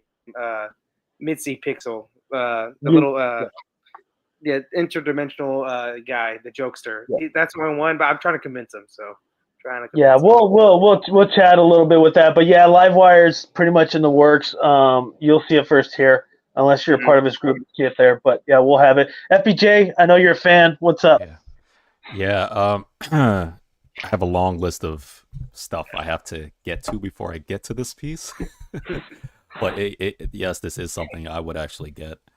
I like the Superman's top hardcore rogues, and to me, he's at the very top of the list. I put him maybe probably 3. Darkseid, Brainiac, Mongol. So this guy, he's supposed to be, because you know how they do with Marvel and DC, right? How they copy each other. Yeah. He's supposed to be the Thanos of DC, right? Because he has his own world, war world. He's a soldier. He's exactly like Thanos in that sense, right? And when it comes to like how Thanos is, as far as he goes hand to hand bad. That's what this guy is. He's just strength. He's no, he can't be Darkseid. But I'm saying as far as what he is, he's that Thanos character. It looks like purple skin. Yeah, well that strap, it should be it shouldn't be his skin. It should be that's part of his shoulder armor. Why he had the shoulder armor. Yeah, he had the sleeveless version, so you can see it's not purple skin. It's just he likes purple spandex, man. Phantom, man. Yeah. Purple is a suit. But yeah, and I love the fact that they threw in the Black Mercy, the plant. That's cool because I would display it like that because Black Mercy. I don't remember who that woman is at the bottom. I don't either. She's important. Don't remember. Unless she's part of one of the corps, because I know he was a member at some point in the comics. So I'm not sure if that's maybe one of the member of the corps, if he defeated her or something. I don't remember. So I'm actually gonna have to look up some of these Easter eggs. It's been a while since I read some Mongol stuff. Darkseid's more Thanos. Thanos. That's what I said, right? Thanos, right? Yeah. You said Thanos. You said Mongol is more like Thanos. Yeah, that's what I said. Thanos, right? Yeah, that's what I said. I think Darkseid is more like Thanos. Darkseid is more like Thanos. And Mongol's more like Apocalypse. That makes a little more sense. Yeah, I don't know because Mongol's he's like you say, he's more of a brute strength kind of guy. Yeah, and because the reason why I say that is because the Mongol, again, he's just strength. That's pretty much what he is. That's what Thanos is. Thanos doesn't have. aside from the Infinity Stones, like Thanos, that's what he is. He's just very strong brute. I agree. And again, like with Thanos, in a sense of whatever, his planet is War World. That's what he does. He's a fighter, battle, and all this other stuff, right? That's what he is. He's all about battle and war and stuff like that. So that's how I say I equate it to Thanos as far as that comparable. But I'm not knocking the whole, you know, if you think it's comparable to Darkseid, you know, but still, I will put him number 3 as far as top 3, you know, as far as, you know, up against Superman. So like I said, if I get to it, this would be something I would actually pick up down the line for sure. Right. So I like it. I think it's a I cool piece. can't believe you don't have a Toy Man in your top 3 Superman villains. Toy Man. He said Toy Man. Dude, and then, like, Batman, I love Condiment King, dude. Fuck it. Capture with mustard. Yeah, now we're going into the E characters. Yeah, real E characters. No, I honestly like. They need love. They need love. Yeah, not today, but I like what this group is really doing. So I'll bring up this last piece of this panel because we're at the 2-hour mark, and I want to chat with it, and I want to bring these teasers that they gave me for proximity pieces, and they're in the works. So for those of you that have PO'd this Ultraman, save up your pennies because you're gonna want these 2 proximity pieces. So let's get to Ultraman first. I'm going to click it here. This is the image. If you guys hadn't seen it already, it's more. He really wanted to implement the comic feel to it, which I love. I really like the way the suit is, the eyes, and he's holding like that, the kryptonite in his hand. So this is one of the portraits. So I'll scroll through. This is the base. And it has its this world is ours on the bottom of the base. Nice. So let me do that, and then I'll go through all the pictures first, and we'll chat a little bit, and I'll ask Roger some questions. There's another one with the arms down. We got the regular portrait here without the angry face. I wish I could get a little bit closer, but that's as close as I can get. In terms, I really love the way the hair is and all the tertiary details of the skin. Look really good. The suit's got great texture in it. Let's go back. He's basically like the first Homelander in the comics. Yeah, pretty much, huh? Mm-hmm. Yeah. So arms down, grinning face, red eyes. There's the back of the suit right there. Like I said, I personally like the comic feel to it, even though it looks more realistic in terms of the portrait and the skin and stuff. But I do like this, the coloring. I like the way it pops. We'll get closer here. There's the portrait right there with some of the red in the eyes, with the grinning teeth. Go there again with just a standard, just a stoic look. Just the stoic look with the red eyes. So he's doing a lot of different variants here with the portrait. And then this is just the base. So pretty much he's standing on the base. There's a newspaper there, but I can't really read what it is on the newspaper. So I like that little touch with the newspaper there in the back. So I know that the PO's up for this. Roger, what do you think? Oh, sorry, guys. Let me switch over here. Yeah, go ahead. What do you think of it? I love I like the overall stance portraits, the anatomy on the character. I can't help. I see Bruce Campbell the whole time looking at it. Like I see it. It's there. It looks like him when he actually gets possessed by the Evil Dead for a couple seconds. But yeah, there's that. The only thing that I think I would address, or I would maybe add more detail to, and this is a nitpicky thing, but like because there's good details on the body and the nice pulling and stretching on the outfit. On the cape, I think I would try to add a couple more tube folds because it looks a little symmetrical, almost too symmetrical when it goes over in the back. When it basically just has 2 straight folds. If we're gonna go into if he's gonna go as far as to have the cape hanging like that and look nice like that, I think I would add a little bit of break up some of that. It looks a little too symmetrical, in my opinion. Yeah, I see what you're saying. Yeah. The other thing I would do is I think I would add some more detail to the base, like right under the breakage of the concrete. Maybe add some like what goes on under the street, like either piping or something. Those kind of details you sometimes see if you actually cut a section out of the pavement. Right. That's the only thing, because I like the cracks, I like the break, and I do like the comic book feel to it. I like the Easter eggs of having the newspaper, having the sign there too. I would just like to see a little bit more on that last little inch or inch and a half, whatever that is that you have at the very bottom there. I feel like, like we have the concrete breaking and then it just kind of blends into it. I feel like we should have something else kind of going on there to kind of add a little bit more detail. It's the only critique I'd add. Nice. Marcos, what do you think? Is this one of the lines you want to, your syndicates? I think, this is one of many that they're going to do, but the Crime Syndicate's pretty cool, version of our superheroes. Yeah, I don't know. I haven't read them too much, and I've seen them in some movies and like animated shows and movies. So fucking, you took the words out of my mouth, though, man. It was the cape when it was a back thing. I said in my mind, I thought it looked too stiff, but when you said add more, like, creases, I think you said, like that would make folds. it just looked too stiff to me.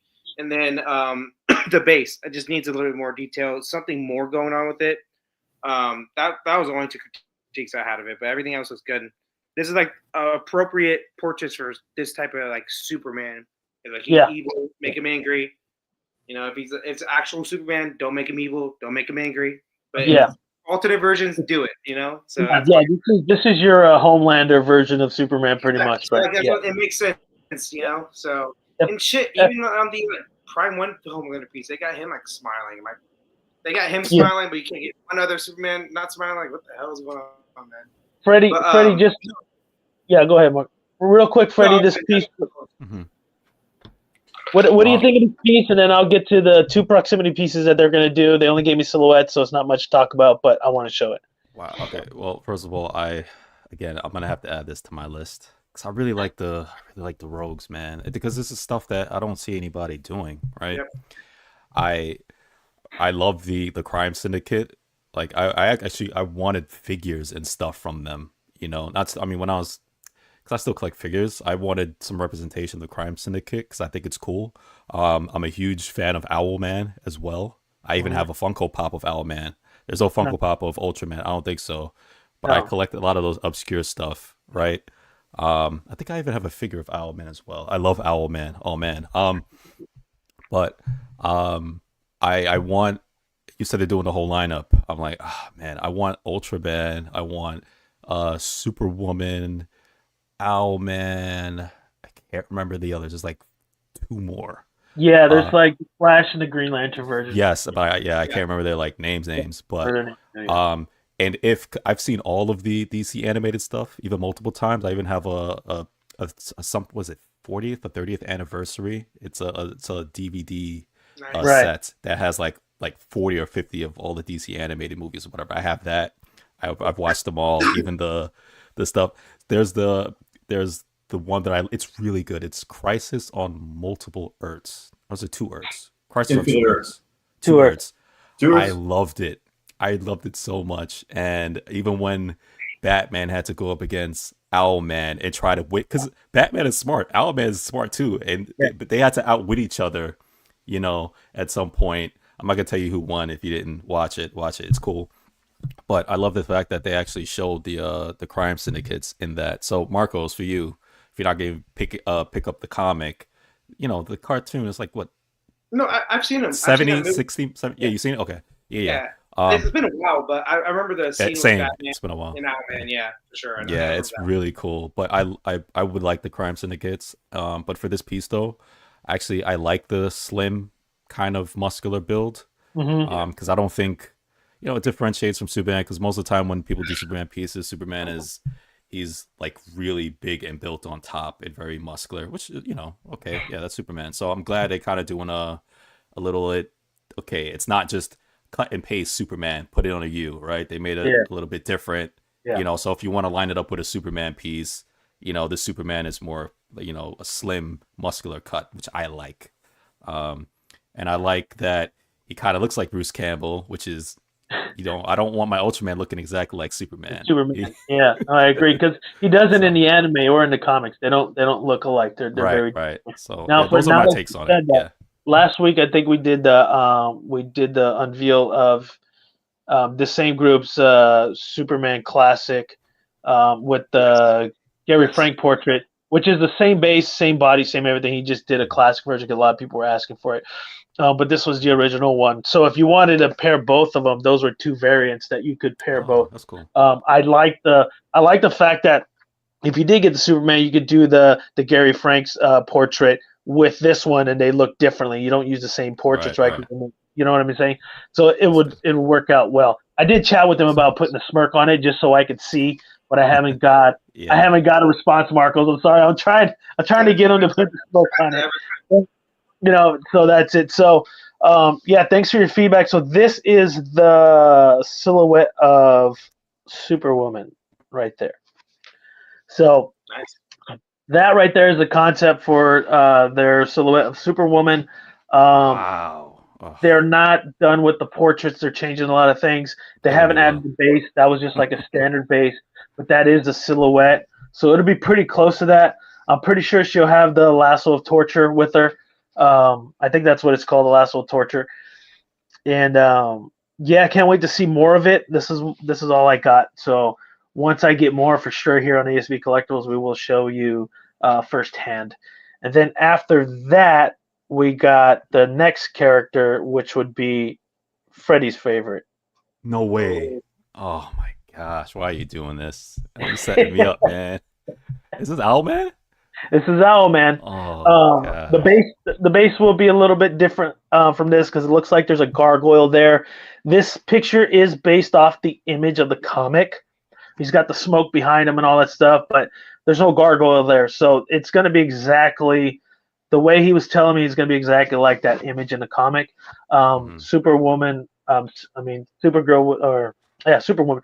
Yeah. She'll be kind of like an artist's interpretation a little bit, but this will be identical to that comic issue. Dude, if this was an art print I could buy, I would love to buy it. Like this. I could send you this picture, and then you just make it like I do. Those canvases back there, I made those. You gotta teach me how to do that. You gotta teach me how to do that because I want some prints that I can't buy, obviously, because they're not for sale. Yeah, so. you find me the image, and I'll 4K it and upgrade it for you, and all that good stuff, and I'll send it to you. And then you send it to the company, and like that Superman back there in the corner, this Batman. I got a Art Gem Wonder Woman. Like I create my own. Not to say that the ones we get aren't good, but I'm super excited for this Owlman. I'm with you, Freddie, man. He's dope, man. It's a dope piece. So I gotta watch that movie again. The reason why I like this stuff, right? And I'm like, I love our, our basic, superheroes, which is because we get that all the time, right? Yeah. But I'm like the alternates, the multiple Earths, the other universes, especially the Crime Syndicate. I think they're really cool. And again, I get that we don't need to. I get the money as far as like we're not going to do the B and the C rogues and the villain. I get that, but I think that the Crime Syndicate, which they're kind of like they're like the main superheroes of so I think even the licensing the companies, I think they should, because Owlman, for example, right? Owlman is cool. He's just, how many versions of Batmans do we have in Supermans? I'm like, what's wrong with Ultraman and Owlman? I'm like, give us these. I think people will buy them if they do them, but they're not. So thank you, custom groups and artists out there, who are doing this. I appreciate. You guys think Zack Snyder mistaked Owlman with Batman when he made the Batman movies? Stop. 100%. Did he watch Owlman? Batman?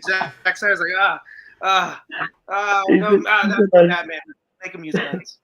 I didn't show with that. Sorry. So just to close off here, Roger, what do you think you would like to see with both this Superwoman and this Owlman, especially Owlman, because that's going to be something a little different, right? Because of his armor and all that good stuff, right? I think that there's a lot of really cool aspects of both those characters that you can capitalize on that'll make them look really awesome in 3D. The fact that they're again characters that don't get a lot of love or we don't see in 3D. I'm a fan of. Like, I love seeing characters that get passed over. Don't get me wrong. I'm always going to be down to look at a new Catwoman. I'm always going to be down to look at whatever new Batman's out there, new Superman's out there. Spider-Man. Those are always like marquee characters. It's cool to see so many different depictions of those. But it does get a little bit, it does get old. So seeing companies or seeing custom groups go into keeping fans happy with bringing out characters that don't necessarily get a lot of love. I value that a lot, especially like right now. Like the pricing and stuff for a lot of the pieces from the major studios and stuff, it's all going up. So it's almost like it's adding more value, I think, to custom specifically seeing characters like this.